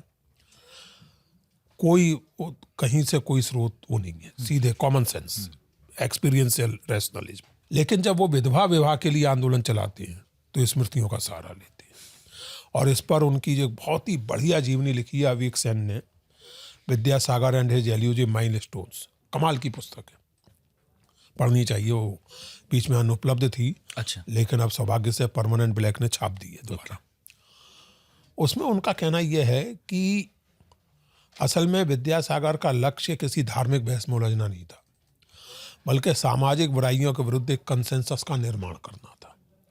तो जाहिर है कि उस कंसेंसस का निर्माण करने में तब सहूलियत होती है जबकि आप जिनको धर्म ग्रंथ, जिनको प्रमाण ग्रंथ माना जाता है, उनके सहारे अपनी बात करें। अगर आपसे कोई ये कहे कि मनुस्मृति में ये लिखा है, तो आप कह सकें कि भाई याज्ञवल्क्य में इसके विपरीत लिखा है या पराशर में इसके विपरीत लिखा है। तो फिर उसके बाद विद्यासागर जी ने ये रणनीति अपनाई। जनगोपाल ऐसा कुछ नहीं करते। और जनगोपाल खुद पढ़े लिखे व्यक्ति थे, ऐसा नहीं था कि वो कोई जानते नहीं थे। हमने दिखाया है कि उनकी कविताओं से मालूम पड़ता है, जो उनके 20 पद हैं उनसे मालूम पड़ता है कि उन्हें संस्कृत साहित्य की, छंद शास्त्र की और संगीत की गहरी जानकारी थी। एक पूरा पद जो है उसको आप समझ ही नहीं सकते अगर आप संगीत के रागों के बारे में नहीं जानते, तो पल्ले ही नहीं पड़ेगा आपके। तो उसमें जय जयवंती शब्द पर जो श्लेष है उसका मर्म आप तभी समझेंगे जब आप जय जयवंती की विशेषताएं जानते हैं। तो पढ़े लिखे व्यक्ति थे, लेकिन बाल विवाह का विरोध वो किसी पुराण के आधार पर नहीं कर रहे। मैं इसको मानता हूं कि ये हमारी देशज आधुनिकता के एक साइनिंग पॉइंट्स में से है। भाई आधुनिकता क्या है? आप यूरोप में जब आधुनिकता की बात करते हैं या दुनिया में कहीं भी, तो बेसिकली यही बात होती है ना कि विवेक, critical thinking, importance of individual. मतलब जनगोपाल की दादू जन्म लीला इस लिहाज से बेहद इंपॉर्टेंट टेक्स्ट है। और अब आज आपसे कहते हुए कह रहा हूँ, और जो आपने शुरू में मेरे परिचय में कहा था इतना काम करते हैं ये वो, तो असल में योजनाएं इतनी अधिक हैं और काम करने की इच्छाएं इतनी अधिक हैं कि अब लगभग क्या हो ही गया 70 साल का। अब मुझे लगता है कि यार भगवान थोड़ा कुछ और समय दे दूं ताकि ये कम से कम कर लिए जाए काम। मुझे सचमुच लगता है कि दादू जन्म लीला पर अलग से एक विस्तृत मोनोग्राफ लिखने की जरूरत है, underlining its critical importance as a voice of vernacular modernity much before the European modernity came to India. जिस लिहाज से ये किताब गजब की है, क्योंकि ये सामाजिक चेतना का रिफ्लेक्शन भी है। ऑफ कोर्स, क्योंकि हर व्यक्ति से तो आप बात नहीं कर सकते, तो चले गए वो लोग। हाँ, लेकिन अगर आप ये पढ़ते हो तो आपको पता चलता है कि समाज में उस वक्त। लेकिन फिर एक सवाल दूसरा पैदा होता है जो जिसमें मैंने इसमें टच किया है और फिर कहा है कि इस पर एक अलग से विस्तार से बात करने की जरूरत है। बात की नहीं है क्योंकि वो उसके लिए वो स्पेस नहीं था वहाँ, और काम भी करना है। जनगोपाल जाहिर है कि ये बात 17वीं सदी में कह रहे हैं, 1620 में उन्होंने दादू जन्म लीला लिखी है। राजस्थान और पश्चिमी मध्य प्रदेश में और जगहों पर भी, लेकिन इन जगहों पर ज़्यादा बाल विवाह अभी तक प्रचलित रहा है। बिल्कुल, अभी भी इस तरह की घटनाएं हमें जानने को मिलती हैं। तो सवाल ये पैदा होता है कि जनगोपाल के अपने इलाके में, दादू के अपने इलाके में इस चिंतन का प्रभाव क्यों नहीं पड़ा? वो क्या गैप था? एक बहुत ही एनलाइटेंड वॉइस है, लेकिन वो नहीं पहुंच रही लोगों तक। क्या कारण है? या पहुंची और हम डॉक्यूमेंट नहीं कर पाए उसे? क्या ये संभव है कि उस समय कुछ फर्क पड़ा और बाद में कुछ चीजें बदलती चली गई? We do not know. और इसलिए मैंने इसमें लिखा है कि ये रिसर्च की मांग करता है। और इस पॉडकास्ट के जरिए मैं खासकर नौजवान रिसर्चर से अपील करना चाहता हूँ, और मुझे यकीन है कि आप इसमें अपनी आवाज़ मिलाएंगे, कि इस पर्टिकुलर पॉइंट पर रिसर्च की जानी चाहिए कि 18वीं, 19वीं, 20वीं सदी के राजस्थान में बाल विवाह और ऐसी दूसरी प्रथाओं का ग्राफ क्या रहा। क्या ये एक सम रहा या कभी ऊपर कभी नीचे? और अगर ऐसा है तो क्यों? ये सवाल पैदा होते हैं इन अध्ययनों से। अब इस तरह के काम से मैंने किया, डेविड ने किया, और लोग कर रहे हैं, बहुत से लोग कर रहे हैं, भारत में भी और पश्चिम में भी। इस तरह के कामों से अगर आगे इस तरह सोचने की कुछ प्रेरणा मिले, तब तो इतिहास लेखन जैसी कोई बात बनती है। तब मुझे लगता है कि मैंने इतिहास लिखा है, या इतिहास में कहा। अब आजकल जो आलम हो गया है कि भाई मतलब आपने अखबारी कतरन उठाई और चिपका दी, वो इतिहास हो गया, वो एक अलग समस्या है। अच्छा, बात तो हो रही है सर दादू की, जनगोपाल की, लेकिन बार बार कबीर इसमें झांकते हैं, तो एक सवाल मेरा और था, और हो सकता है ये सवाल इसलिए भी क्योंकि अभी मैं कच्चा हूँ इसमें। कबीर जब हम देखते हैं कि रामानंद के शिष्य हैं, तो इस नाते वो वैष्णव भी हैं? Not necessarily. हाँ इसलिए मैं बताता तो हूँ। मतलब मेरा क्या ये प्रश्न सही है? बिल्कुल सही है। अच्छा ठीक है, फिर देखिए इस पर गंभीर स्कॉलर्स में लगातार बहस हुई है। एक बात स्पष्ट है, पहले तो ये समझ लें कि उस जमाने में वैष्णव शब्द का प्रयोग केवल सांप्रदायिक अर्थ में नहीं किया जाता, और सांप्रदायिक का यहाँ मतलब हिंदू मुस्लिम नहीं है, जो पारंपरिक अर्थ है संप्रदाय का। वैष्णव संप्रदाय, शैव संप्रदाय, शाक्त संप्रदाय, वैष्णवों के भीतर अपने कई संप्रदाय। उस जमाने में जैसे जो मुबाद शाह का लिखा हुआ ग्रंथ है दबिस्तान मजाहिब, बहुत महत्वपूर्ण किताब है वो, और वो 17वीं सदी के मध्य में लिखी गई है। उसमें वो एक बहुत दिलचस्प बात कहते हैं जो आज भी प्रमाणित होती है।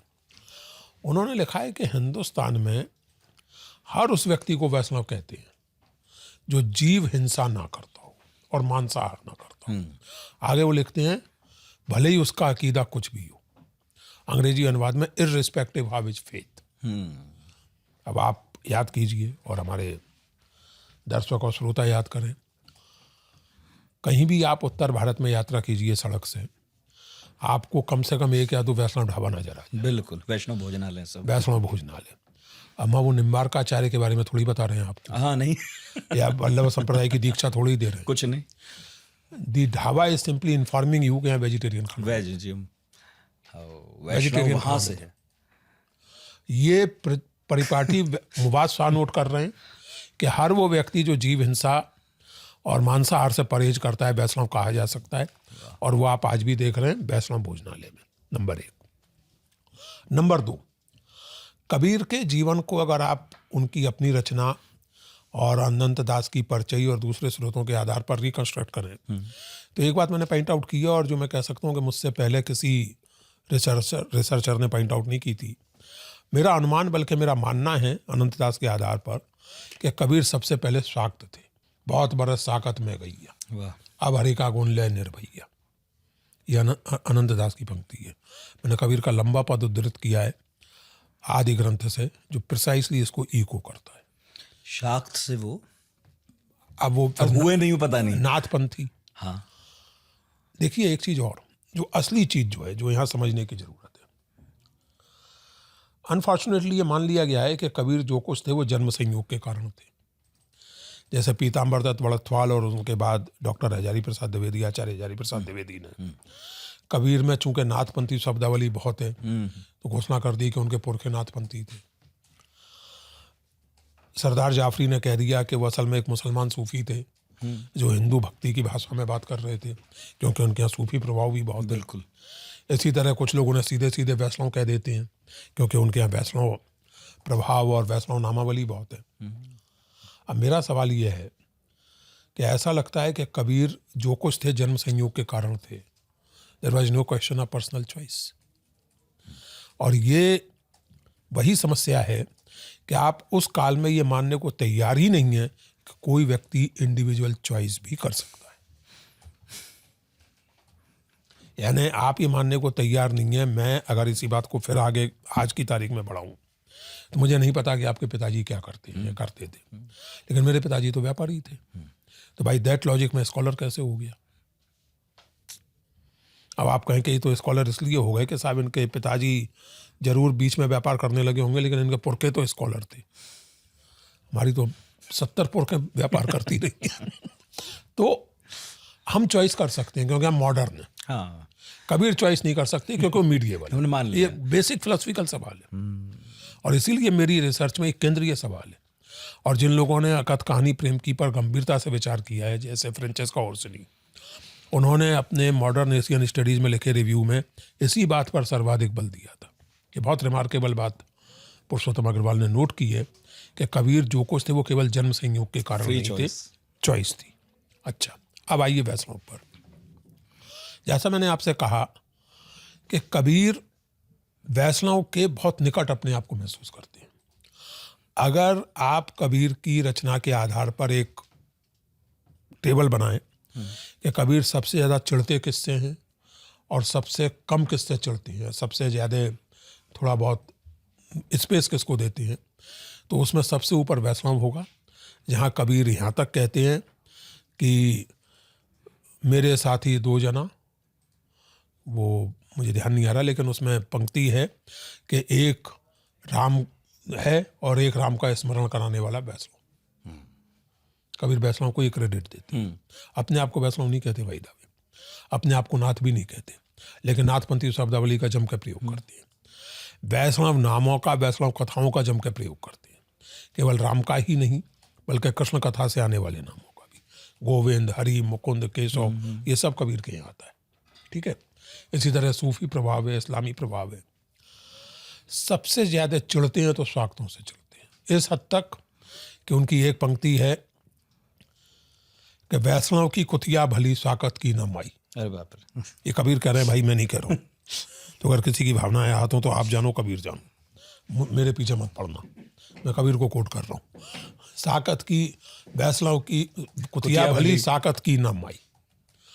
तो कबीर जो हैं, अब मैं अगर जो मैंने इस किताब में लिखा है और हर जगह, एक संप्रदाय निरपेक्ष अर्थ में आप उन्हें वैष्णव कह सकते हैं। हाँ।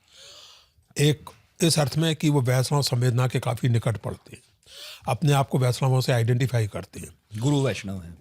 और उनके गुरु, लेकिन उनके गुरु भी जिस तरह के वैष्णव हैं, तो उस समय के कट्टरपंथी वैष्णव उन्हें भी वैष्णव नहीं मानते, उन्हें भी नहीं मानेंगे। और रामानुजाचार्य की परंपरा में उनको माना जाता है, रामानंद जी को, लेकिन उनका अपनी खुद की परंपरा के गुरुओं से जाति के सवाल पर ही संघर्ष हुआ है। हम ये कह सकते हैं कि कबीर संवेदना में वैष्णव के निकट है, संप्रदाय निरपेक्ष अर्थ में वैष्णव है, लेकिन वो कार्ड होल्डिंग मेंबर के अर्थ में वैष्णव नहीं कहे जा सकते। मैं जब आपकी किताब पढ़ता हूँ सर, और जब कई पंथों के बारे में पढ़ता हूँ, तो ये पाता हूँ कि आज तो ऐसा संभव नहीं है, लेकिन एक दौर था जब किसी पंथ में हिंदू और मुसलमान दोनों शामिल हो जाते थे। ये कैसे मुमकिन हुआ होगा, और आज ये क्यों नहीं दिखता है इतना? उस समय कैसे मुमकिन हुआ, इसका कुछ उत्तर तो मेरी किताबों से आपको मिल जाएगा, अन्य किताबों से। आज क्यों ऐसा मुमकिन नहीं है, ये आप अपने आप से पूछिए। As simple as that. एक किताब है बड़ी महत्वपूर्ण, और उसका इसमें मैंने उपयोग भी किया है, पता नहीं अब उपलब्ध होगी, history of Sufism in India, professor Rizvi की किताब है, 2 वॉल्यूम। हाँ। उसके दूसरे वो सूफियों में जो सिलसिले वगैरह होते थे और तज़किरे, तो जैसे परिचय उस तरह सूफियों के यहाँ तज़किरे लिखे जाते थे बहुत विस्तार से, तज़किरे लिखते। हाँ। सूफियों के जीवन चरित्र जी।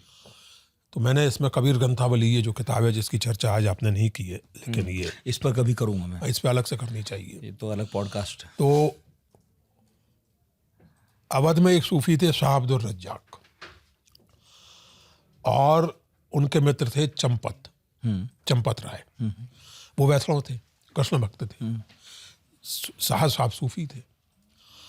अब सुनिए, चंपत राय जी से उनके किसी भक्त ने कहा कि मुझे कृष्ण भगवान के दर्शन करा दीजिए। ये मैं उस तज़किरे के आधार पर कह रहा हूँ, और जो प्रोफेसर रिजवी ने अपने यहाँ विस्तार से कोट किया है, सुनिएगा। तो उन्होंने कहा कि गुरुजी मुझे भगवान कृष्ण के दर्शन करने हैं। बोले बेहतर ये होगा कि तुम शाह साहब से बात करो, कृष्ण जी उनकी ज़्यादा सुनते हैं। ओके, अच्छा, अब इन्हीं शाह अब्दुल रज्जाक दक्षिण गए, रास्ते में कहीं नमाज का वक्त हो गया, तो एक पेड़ के नीचे नमाज पढ़ने लगे। तो एक घुड़सवार आया, उसने हालचाल पूछा और कहा क्या है भाई, अब हमारी नमाज का वक्त, हम नमाज पढ़ने। बोले आप बेफिक्र पढ़िए, कोई जानवर कोई चोर डकैत आएगा तो मैं हिफाजत करने के लिए मौजूद हूँ, आप चिंता मत कीजिए। नमाज पूरी हो गई तो बताया कि, मतलब ये पहले पूछा कि आप आए कहाँ से, तो बोले अवध से आए हैं और यात्रा कर रहे हैं, नमाज का समय तो नमाज पढ़नी है तो पढ़िए। फिर जब वो शाह साहब की नमाज हो गई तो उन्होंने कहा कि आप कौन? बोले चलिए मिलवाते हैं आपको, अपने बड़े भाई से भी मिलवाते हैं। तो बड़े भाई से मिलवाया।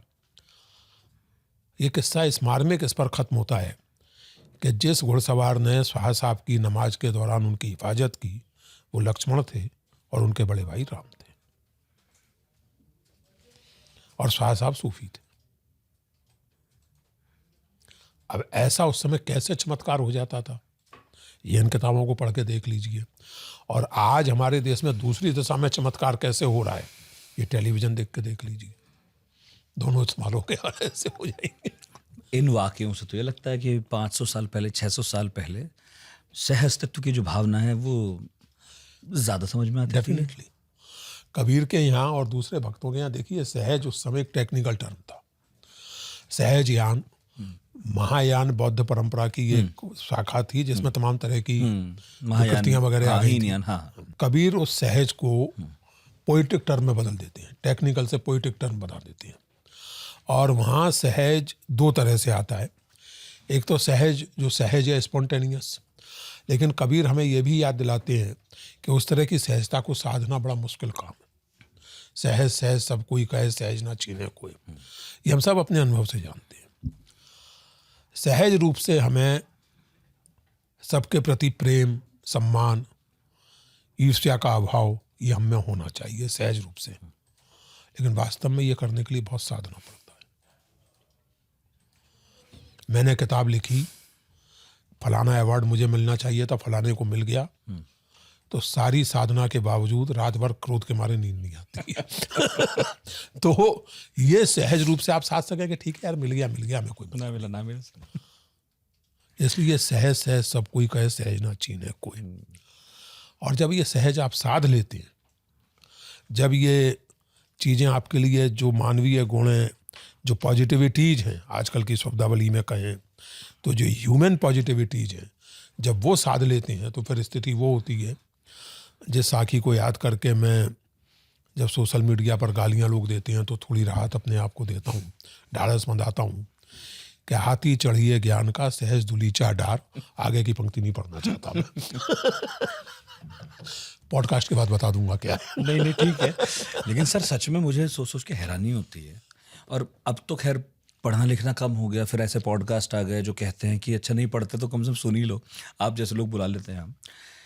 अभी इतनी किताबें हैं, सोशल मीडिया है, यूट्यूब पे वीडियोस आते हैं, सब कुछ है, समझाना मुश्किल हो रहा है। देखो नितिन, सॉरी बात तुम्हारी काट रहा हूँ, इस समय जो कुछ है उसके लिए सही शब्द है इन्फॉर्मेशन ओबेसिटी। हाँ, बहुत ओबेसिटी चाहे इन्फॉर्मेशन की हो, चाहे मेरी और तुम्हारी हो, स्वास्थ्य का लक्षण नहीं है। बिल्कुल। नंबर एक। नंबर दो, हम डिस्टोपिया की जब बात करते हैं, तुमने नाकवश का जिक्र किया कि वो डिस्टोपिया है।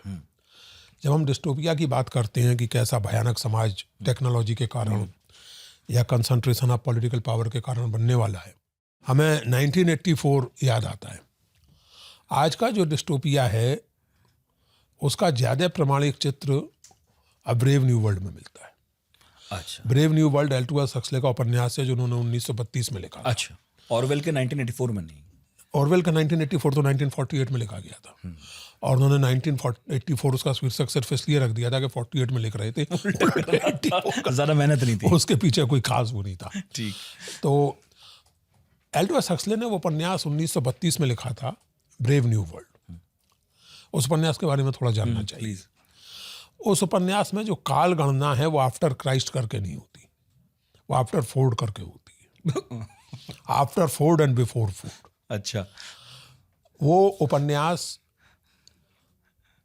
टेक्नोलॉजी के भयानक विस्तार, और ये 1932 एल्टुअस हक्सले को टेक्नोलॉजी का वो विस्तार भयानक लग रहा था, आज देखते तो शायद पागल हो जाते एआई के ज़माने में। तो टेक्नोलॉजी का भयानक विस्तार, और फोर्ड आप जानते हैं कि एक बहुत ही रूथलेस कैपिटलिज्म का सिंबल अमेरिका में बन गया था उस समय, नाज़ी पॉलिटिक्स का सपोर्ट कर रहा था वो हाउस। बिल्कुल। तो आफ्टर फोर्ड, उस दुनिया में, उस ब्रेव न्यू वर्ल्ड में इंफॉर्मेशन पर रोक नहीं है, बल्कि इंफॉर्मेशन इतनी ज़्यादा है कि आप चुनाव कर ही नहीं सकते। उसमें किसी तरह के भोग विलास पर रोक नहीं है, बल्कि भोग विलास इतना अधिक है कि आपको सिवाय भोग विलास के, सिवाय वो एक बार मैं गया था वहाँ गुड़गांव में साइबर हब, तो मैंने उन बच्चों को देखा और मैं उनकी ज़िंदगी समझ गया। सप्ताह में 5 दिन उनसे 12-12, 15 घंटे काम लिया जाता है। सैटरडे संडे वो बेचारे क्या करेंगे सिवाय इसके कि ड्रिंक करें, खाएं पिएं, मौज करें, नाचें और सो जाएं, और मंडे को फिर से कटने के लिए तैयार हो जाएं। मुझे तुरंत ब्रेव न्यू वर्ल्ड याद आता है। तो जो बात आप पूछ रहे हैं, कमी इन्फॉर्मेशन की नहीं है, इन्फॉर्मेशन ओबेसिटी की है। आपको ट्रेनिंग दी जाती है कि आप अपनी अक्ल का इस्तेमाल बंद कर दें। मूर्खतापूर्ण बातों को सुबह से शाम तक हर तरह के मीडिया के जरिए, खास करके ये जो विजुअल मीडिया, चाहे वो सोशल मीडिया हो, चाहे आपका ट्रेडिशनल टेलीविज़न हो, और ये केवल भारत में नहीं, दुनिया भर में। अभी मैं भारत में टेलीविज़न कवरेज देखता हूँ और झल्लाता रहता हूँ। मुझे याद आता है, मैं 2004 में नितिन अटलांटा में था, और CNN तो कदरन सीरियस चैनल माना जाता है, वो उस तरह का चैनल तो है नहीं। उसी दिन माइकल जैक्सन गिरफ्तार हुए थे चाइल्ड अब्यूज के आरोप में। मैंने दिन में, क्योंकि उस समय मोबाइल वगैरह थे नहीं, कम से कम मेरे पास नहीं था, था सर। वो चीज़ मुझे थोड़ी स्ट्राइक कर गई। तो मैंने अपने होटल में जिन दोस्त के घर खाना खाने गया, वहाँ, मैं मजाक नहीं कर रहा हूँ, सुबह 10, साढ़े 10 से लेकर शाम 6 बजे तक CNN पर केवल माइकल जैक्सन थे, live coverage of his arrest and all that. There was no other news in the world at that moment. कोई खबर नहीं थी। तो ये जो स्थिति बनती है, एक इंफॉर्मेशन ओबेसिटी और प्रयत्नपूर्वक आपकी क्रिटिकल थिंकिंग, आपके विवेक, आपकी सेंसिटिविटी को खत्म करना। आप कल्पना कीजिए, आप सोशल मीडिया पर इस तरह की चीज़ें पढ़ते हैं कि फलाने ने इस तरह फलानी को मार दिया, अपनी बेटी को मार दिया, बड़ा बढ़िया काम किया। तो इसलिए बंधु, वो हमारी सच्चाई के 1984 कतई निकट नहीं है, कोई रोक टोक नहीं है। हमारी सच्चाई के एल्डोस हक्सले निकट है। वो पढ़ना चाहिए, वो पढ़ो तो आइडिया लगेगा उस पर।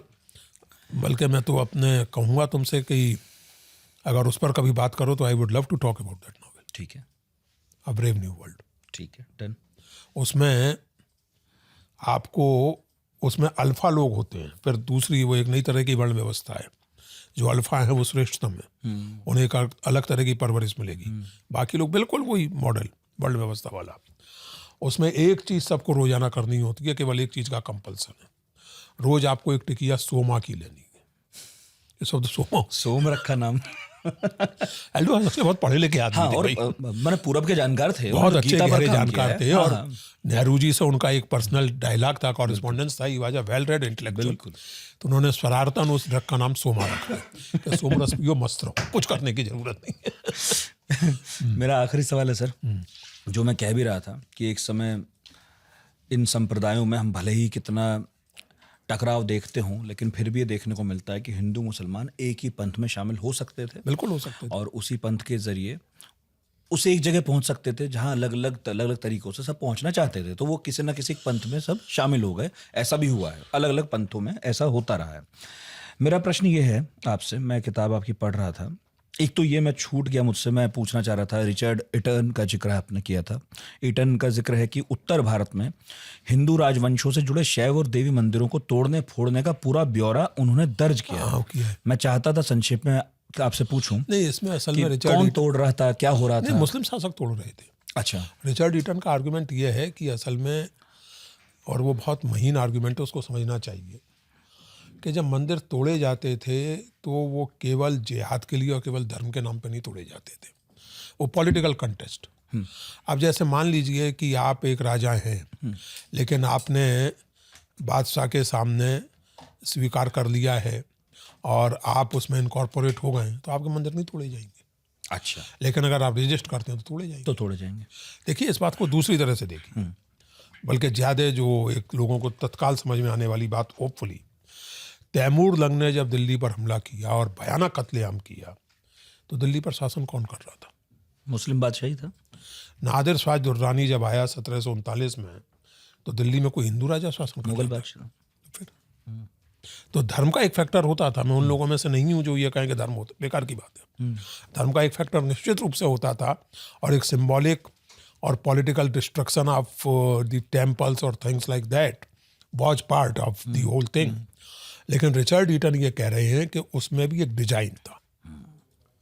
वो ये नहीं कि हर मंदिर अनिवार्य तोड़ ही दिया जाएगा।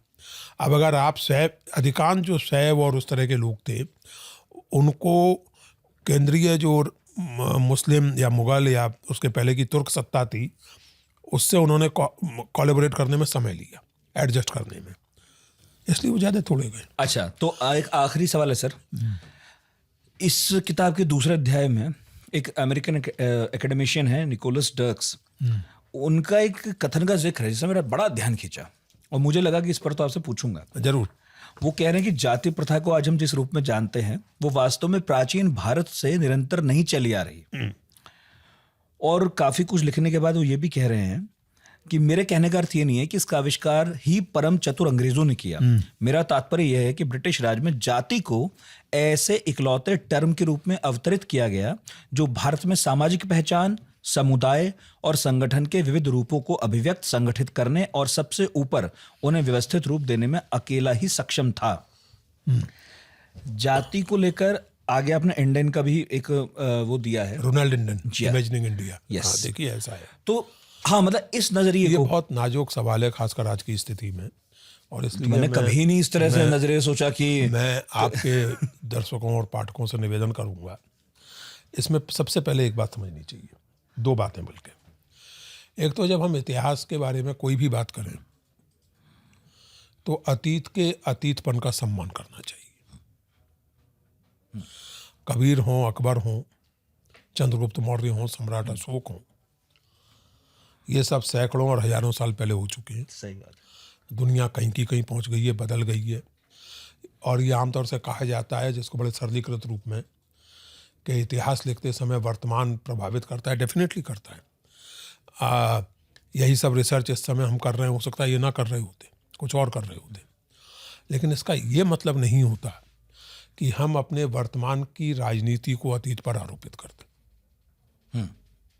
यानी हम ये सिद्ध करने लगे कि हिंदू मुसलमान आपस में लड़ने के अलावा कुछ नहीं करते थे, या ये सिद्ध करने लगे कि अंग्रेजों के आने के पहले सब कुछ तो बड़ा सुंदर सुंदर था, सब गड़बड़ इन्होंने कर दी। मैं एक उदाहरण देता हूँ। कुछ साल पहले एक पार्टी का नाम लेने की जरूरत नहीं है, एक पार्टी की प्रवक्ता महोदया ने फरमाया था कि हम अपने उत्पीड़कों का सम्मान करते हैं, हम अजीब समाज है, दिल्ली में अकबर रोड का नाम बदला जाना चाहिए। क्या आप कल्पना कर सकते हैं कि इजराइल में कोई सड़क हिटलर के नाम पर हो? तो मैंने उसका जवाब देते हुए एक लेख लिखा था। उसमें मैंने उन्हें याद दिलाया था कि आप बिल्कुल सही कह रही हैं कि इजराइल में कोई सड़क हिटलर के नाम पर नहीं हो सकती, और उसी के साथ इजराइल में कोई भी सड़क मिसाल के तौर पर गोयरिंग, गोएबल्स और हिमलर के नाम पे भी नहीं हो सकती। कोलैबोरेटर के जो सहयोगी थे, ऑपरेसर के, उसके तो मैंने कहा श्री गणेश्वर कीजिए मानसिंह रोड का नाम बदलने से। उसके बाद भाई अकबर के सेनापतियों के नाम पर भी ना हो। उसके बाद टोडरमल लेन का नाम बदलिए, उसके बाद बीरबल लेन का नाम बदलिए, और उसके बाद जयपुर नगर का नाम बदलिए। बड़ा भारी है। तो खैर गनीमत है, उस समय उपराष्ट्रपति वेंकैया नायडू थे, उन्होंने एक बयान देकर इस तरह की बकवास पर किस्से ही खत्म कर दिया। उन्होंने कहा ये सब बेकार की बातें। So the point I am trying to make is this कि आप आज अकबर को केवल खलनायक सिद्ध करने लगे, या औरंगजेब को सेकुलरिज्म का सर्टिफिकेट इशू करने लगे, फालतू की बातें। इतिहास को उस डिस्टेंस के साथ पढ़ना चाहिए जो अनिवार्य रूप से हमारे और उस समय के बीच में है। एक बात। दूसरी बात, जब हम कोई गंभीर एकेडमिक विमर्श कर रहे होते हैं तो कोई भी लेखक, निकोलस डर्क्स का आपने जिक्र किया, वो लिखता है तो स्पष्ट या अप्रत्यक्ष रूप से वो एक डिबेट में हिस्सा लेते हुए लिखता है। निकोलस डर्क्स यहाँ जो लिख रहे हैं उसके पीछे कुछ संदर्भ है, कॉन्टेक्स्ट। जैसे मिसाल के तौर पर लुई डूमा की धारणाएं हैं, जो अभी बताऊंगा मैं संक्षेप में। तीसरी और सबसे महत्वपूर्ण बात ये, और ये मेरा प्रबल आग्रह है, कि ब्रिटिश पूर्व भारत को एक जड़ समाज नहीं मानना चाहिए। उसमें अपना सोशल और इकोनॉमिक डायनेमिज्म था, और उससे कोई क्षेत्र जीवन का अछूता नहीं था। अब आते हैं इस सवाल पर। एक धारणा थी जिसको लुई डूमा ने 60s में प्रतिपादित किया था कि भारत में कुछ भी परिवर्तित होता रहे, कुछ भी होता रहे, जाति और जाति से जुड़ी हुई उच्चता और सामाजिक उसकी धारणा, पदानुक्रम की धारणा 3000 साल से निरंतर एक सी चली आ रही है। ये उसी बात का विस्तार था जो हीगेल ने कहा था 19वीं सदी में कि यूरोप के बाहर हिस्ट्री थी ही नहीं। यूरोप के बाहर एक तरह की टाइमलेसनेस थी। हिस्ट्री का एवोल्यूशन तो केवल यूरोप में हो रहा था।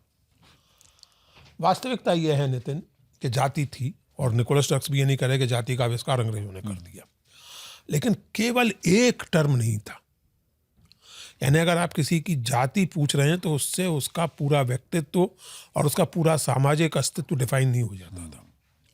ठोस उदाहरण देता हूं, तुकाराम ने खुद लिखा है, जाति शूद्र वैश्य केला व्यवसाय। जाति मेरी शूद्र है, व्यवसाय करता हूं। कुनबी थे तो कुनबी जो हैं वो किसान होते थे और अनाज का व्यापार भी करते थे, खेत थे। अब तुकाराम शूद्र थे, सही है, साथ में ये भी कहिए कि तुकाराम व्यापारी भी थे। अकबर के ठीक पहले दिल्ली पर जो हिंदू राजा शासन कर रहा था, हेमचंद्र विक्रमादित्य, जो भी आप उन्हें कहिए, वो जाति के बनिया थे। हर्षवर्धन के बारे में भी कहा जाता है कि जाति के बनिया थे। अच्छा। चंद्रगुप्त मौर्य के बारे में आजकल खोज निकाला गया, और सही खोज निकाला गया है, कोई गलत नहीं। अच्छा। कि वो कोट अनकोट ब्लू ब्लड क्षत्रिय तो नहीं थे।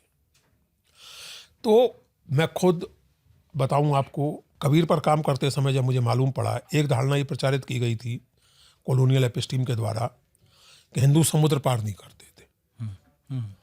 ये बंगाल और बिहार के ब्राह्मणों के लिए सही था, हिंदुस्तान भर के हिंदुओं के लिए सही नहीं था। अच्छा। अगर ऐसा सही होता तो बाली में हिंदू धर्म कैसे पहुंच जाता? कैम्पूची और वियतनाम में हिंदू धर्म कैसे पहुंच जाता। खैर, नेवी ये तो थी इनकी। एक कबीर पर काम करते समय मेरा ध्यान इस बात पर गया, एक तो वो जवाहरलाल जी ने डिस्कवरी ऑफ इंडिया में लिखा ही है, उसके अलावा भी कि रूस में भारतीय व्यापारी बसे हुए थे। तो मैंने उसकी खोजबीन की और सौभाग्य से 2012 में मुझे अवसर मिल गया यात्रा करने का। मॉस्को से 300 किलोमीटर दक्षिण में अस्त्राखान नाम का नगर है, मैंने उस पर लिखा भी है, Hindi Sarai Astrakhan via Yerevan. Astrakhan archives मैंने देखा है और पटना यूनिवर्सिटी के प्रोफेसर सुरेंद्र गोपाल के बाद अब तक मैं पहला गैर रूसी इतिहासकार हूं जिसने वो आर्काइव वास्तव में देखा है। और अपने एक मित्र की सहायता से उन रूसी दस्तावेजों का अंग्रेजी और हिंदी अनुवाद मेरे लिए उन्होंने किया। अब उसमें, और वहाँ अभी भी वो इमारत मौजूद है जिसका नाम है हिंदी सराय। ये राजस्थान और गुजरात और सिंध के व्यापारी थे जो वहाँ जाके बस नहीं गए थे, कुछ बस भी गए थे, कुछ आते जाते रहते थे, तो समुद्र पार करते थे। इनमें से अगर आप उनके व्यक्तिगत विवरणों को ध्यान से पढ़ें तो कुछ जाट थे, कुछ राजपूत थे, कुछ ब्राह्मण थे। रूसी अधिकारी, रूसी कर्मचारी इन सबको बनिया नाम से दर्ज करते थे और उसका कारण बताते थे कि इन गौ पूजकों के बीच में व्यापार करने वाले को बनिया कहा जाता है। अच्छा, ये उनके कमेंट्स हैं रशियन अथॉरिटीज के। अब निकोलस डर्क्स जिस चीज की ओर संकेत कर रहे हैं, अब जैसे आपसे किसी ने कहा कि आप ब्राह्मण हैं, तो ब्राह्मण होने भर से आप सदा सर्वदा पूज्य नहीं हो जाते हैं। वो एक रिचुअल सुपीरियरिटी है। हम सब अपने घर में, हम सब यहाँ बैठे लोगों में से शायद अधिकांश हिंदू बैकग्राउंड से हैं, गृह प्रवेश के समय, श्राद्ध के समय, किसी समय आप मोहल्ले के पंडित जी को या किसी को भी बुला लेते हैं, पाँव छूते हैं, दक्षिणा देते हैं। रोज पाँव छूने जाते हैं क्या उनके? या वो पंडित जी आके कहें कि पुरुषोत्तम जी आप पॉडकास्ट करने मत जाइए क्योंकि मैं आपका पूज्य हूँ, तो वो पंडित जी आप कल तक पूज्य थे। हो गया। अपना काम कीजिए, मुझे अपना काम करने दीजिए। The point I am trying to make is this, और यही डर्क्स कह रहे हैं कि कास्ट आपके सोशल फंक्शन और आपकी सोशल स्टेटस का एकमात्र सूचक नहीं था। रिजले साहब को, और ये तुम अकद कहानी प्रेम की ध्यान से पढ़ोगे तो उसमें मिल जाएगा, उसमें मैंने इस पर बहुत विस्तार से लिखा है अकद कहानी प्रेम की में।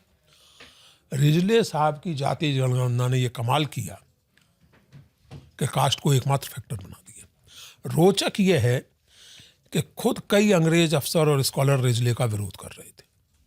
इनमें सबसे महत्वपूर्ण नाम है क्रुक का, W क्रुक।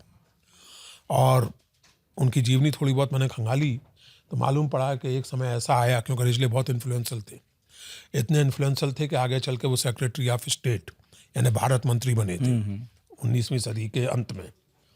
तो ऐसे व्यक्ति से पंगा लेने का नतीजा ये निकला, ये मेरा अनुमान है, कि क्रुक साहब समय से पहले वॉलंटरी रिटायरमेंट लेके चले गए। वो ICS थे लेकिन छोड़ के चले गए। आप क्रुक का काम पढ़िए, मैंने अपनी किताब में बहुत विस्तार से उद्धृत किया। क्रुक ने स्पष्ट रूप से लिखा है कि caste is more a sociological thing than a religious thing, और उसके प्रमाण हैं। आज आप पसमंदा मुसलमानों की बात होती है आज के समाज में, इस्लाम में तो कास्ट नहीं है, पर पसमंदा कहाँ से आ गए? इस्लाम में तो नहीं है ना कास्ट थ्योरेटिकली। तमिलनाडु और केरल में दलितों के अलग चर्च बनाए जाते हैं, क्रिश्चियनिटी में तो कास्ट नहीं है इसमें है। सो द निकोलस डर्क्स सही कह रहे हैं, और इसीलिए वो बार बार इस बात को कह रहे हैं। उनकी बात को बहुत गलत ढंग से कई बार कोट किया गया है। Caste as we know it today, आज जिस रूप में है। दूसरी बात जो वो क्लियर कर रहे हैं कि मैं ये नहीं कह रहा कि अंग्रेजों में इतनी अकल थी कि उन्होंने इन्वेंट कर दिया। मतलब इस पर मैंने बहुत पहले एक बात लिखी थी, वो दोहराता हूँ, कि कुछ लोगों को लगता है कि भारत में अंग्रेजों के आने के पहले सिवाय अंधकार के कुछ नहीं था। रोशनी आई, अंग्रेज आए, रोशनी आई। कुछ लोगों को लगता है कि अंग्रेजों और कुछ के अनुसार तो मुसलमानों के आने के पहले भारतीय या हिंदू समाज में कोई समस्या ही नहीं थी, ना पर्दा प्रथा थी, ना जाति थी, ना ऊंच नीच थी। तो उसमें मैंने टिप्पणी की थी कि ये तो माना जा सकता है कि हमें इतनी अक्ल नहीं है या नहीं थी कि हम अपनी समस्याओं का समाधान कर सकें, कि हम इतने बेवकूफ़ थे कि अपने लिए समस्याएं भी पैदा नहीं कर सकते थे। उसके लिए भी हमें लोगों को इम्पोर्ट करना पड़ता था कि आओ समस्या। मतलब एक डायनेमिक समाज है तो उसमें समस्याएं भी होंगी और उन समस्याओं के समाधान की कोशिशें भी होंगी। कबीर का होना इस बात का प्रमाण है कि हिंदू मुस्लिम में तनाव था, वरना काहे कबीर कहते कि आपस में दो लड़त मरत है मरम न काहू जाना। कबीर का होना इस बात का प्रमाण है कि समाज में जातिगत ऊंच नीच थी, वरना काहे कबीर कहते कि भाई तुम कत बामन हम कत सूद।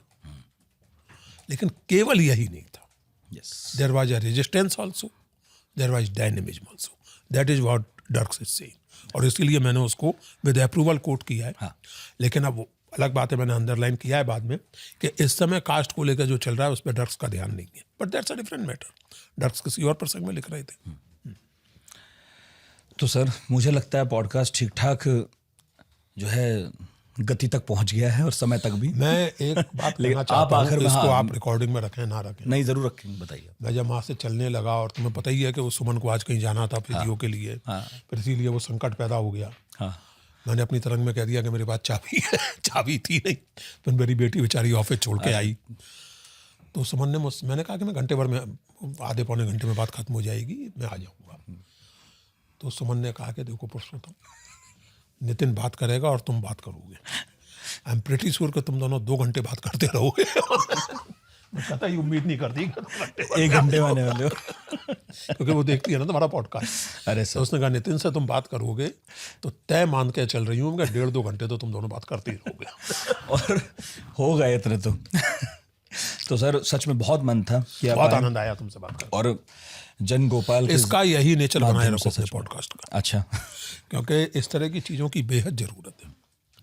लॉन्ग फॉर्म सीरियस डिस्कशन, मैंने तुम्हारे और भी वो देखे हैं, इसलिए मैं कह रहा हूँ।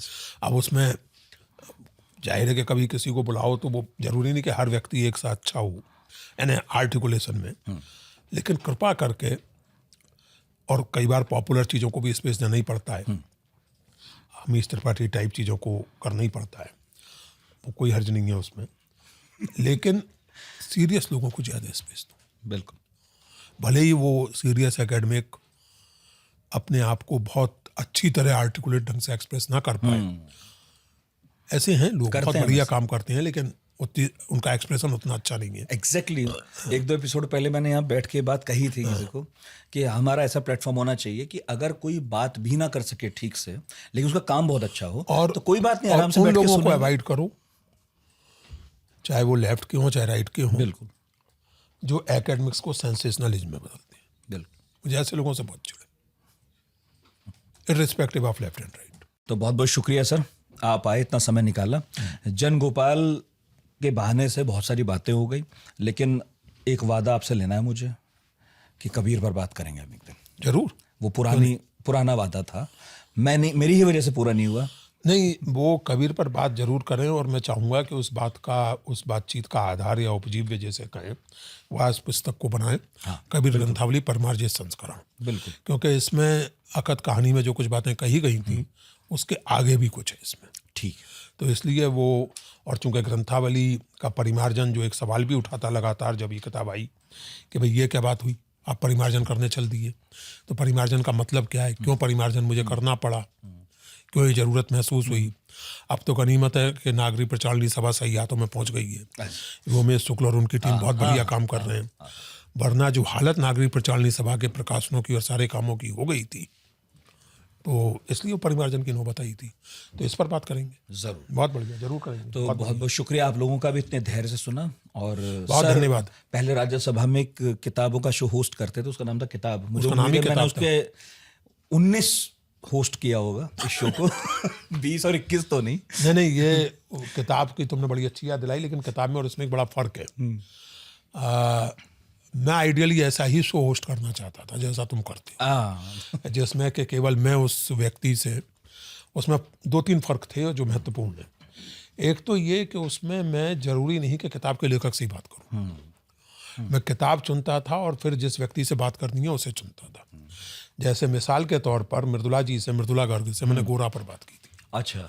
अशोक वाजपेयी से मैंने निर्मल वर्मा के उपन्यास अंतिम अरण्य पे बात की थी, अशोक वाजपेयी की अपनी कविता पर नहीं। देवदत्त पटनायक से मैंने महाभारत पे बात की, सुना मैंने सर। श्याम बेनेगल से डिस्कवरी ऑफ इंडिया पे बात की थी, so on and so fourth. और दूसरा मैं ये चाहता था उसमें कि केवल मैं और वो होस्ट में रहा हूँ, वो गेस्ट में रहा हूँ। लेकिन वहाँ फिर जो तय हुआ उसका फॉर्मेट अलग था। उसमें लड़के लड़कियां बैठे होते थे, सब बैठते वो भी सवाल करते थे, कुछ होता था, तो उसकी अपनी विशेषताएं थी, उसमें एक अलग इन्वॉल्वमेंट बनता था। और दूसरा ये कि उसकी अवधि इतनी अधिक नहीं होती थी। हाँ, लेकिन ये जो तुम्हारा फ्री व्हीलिंग डिस्कशन है, पॉडकास्ट में बहुत सुविधा है सर। ये जो एक तरह से अड्डेबाजी का सुख है कि बैठे हैं गप्पे लगाने तो बैठे सर हुए 4.5 घंटे भी हुआ है एक बार। नहीं, दैट्स लवली। इसकी अपनी खासियत है और ये करो। बहुत शुक्रिया सर। लेकिन इसमें ये जो किताब का एक वो था, उसको तुम अगर उचित समझो तो लागू करो कि कुछ ऐसे प्रोग्राम भी कर सकते हो जिनमें लेखक नहीं बल्कि किताब है और उस पर किसी अन्य व्यक्ति से आप बात कर रहे हो। हाँ बिल्कुल। क्योंकि अब जैसे मान लीजिए कि कोई बहुत पुरानी महत्वपूर्ण किताब है तो लेखक तो उसका नहीं उपलब्ध होगा, या अभी भी ऐसी किताबें हो सकती हैं। नहीं, जैसे आपने एल्डोस हक्सले की कही। हाँ, जैसे नहीं, जैसे मैंने किताब का जो उदाहरण दिया उस कार्यक्रम का, अशोक वाजपेयी हमारे एक महत्वपूर्ण लेखक हैं, उनसे मैंने बात की अंतिम अरण्य पर, निर्मल वर्मा के उपन्यास पर, उनकी किताब पर नहीं करने का इरादा था, लेकिन तब तक स्थितियां बदल गई और किताब कार्यक्रम का हो गया। तो इतने ठीक है, धैर्य से, बहुत धन्यवाद तुम्हारा। इतने धैर्य से सुना, बहुत शुक्रिया। हाँ, सॉरी। हाँ सब नितिन, तुम्हें धन्यवाद, तुम्हारे तमाम साथियों को धन्यवाद, और जो भी लोग इस पॉडकास्ट को देख या सुन रहे हैं उनको धन्यवाद। और मुझे उम्मीद है कि इसमें कुछ सोचने के लिए, कुछ विचार करने के लिए मिला होगा। आजकल के माहौल और पर्यावरण को देखते हुए निवेदन ये है कि अगर मेरी किसी बात से आपकी किसी भावना को आहत होने का अवसर मिला हो तो कृपया मुझे क्षमा कर दें, गालियां ना दें। भावना आहत हुई है तो कुछ विवेक का भी प्रयोग कर लें और ऐसी चीज़ों पर विचार करें। थोड़ा सा, केवल इस पॉडकास्ट के लिए नहीं, इन जनरल कह रहा हूँ, जीवन में भावना बहुत ज़रूरी चीज़ है, लेकिन सोच, विचार और विवेक कम ज़रूरी नहीं है। उसका भी प्रयोग करना चाहिए, उस पर भी सोचना चाहिए। बहुत धन्यवाद आप सब लोगों का। जो मन में आए कमेंट बॉक्स में लिख दीजिएगा।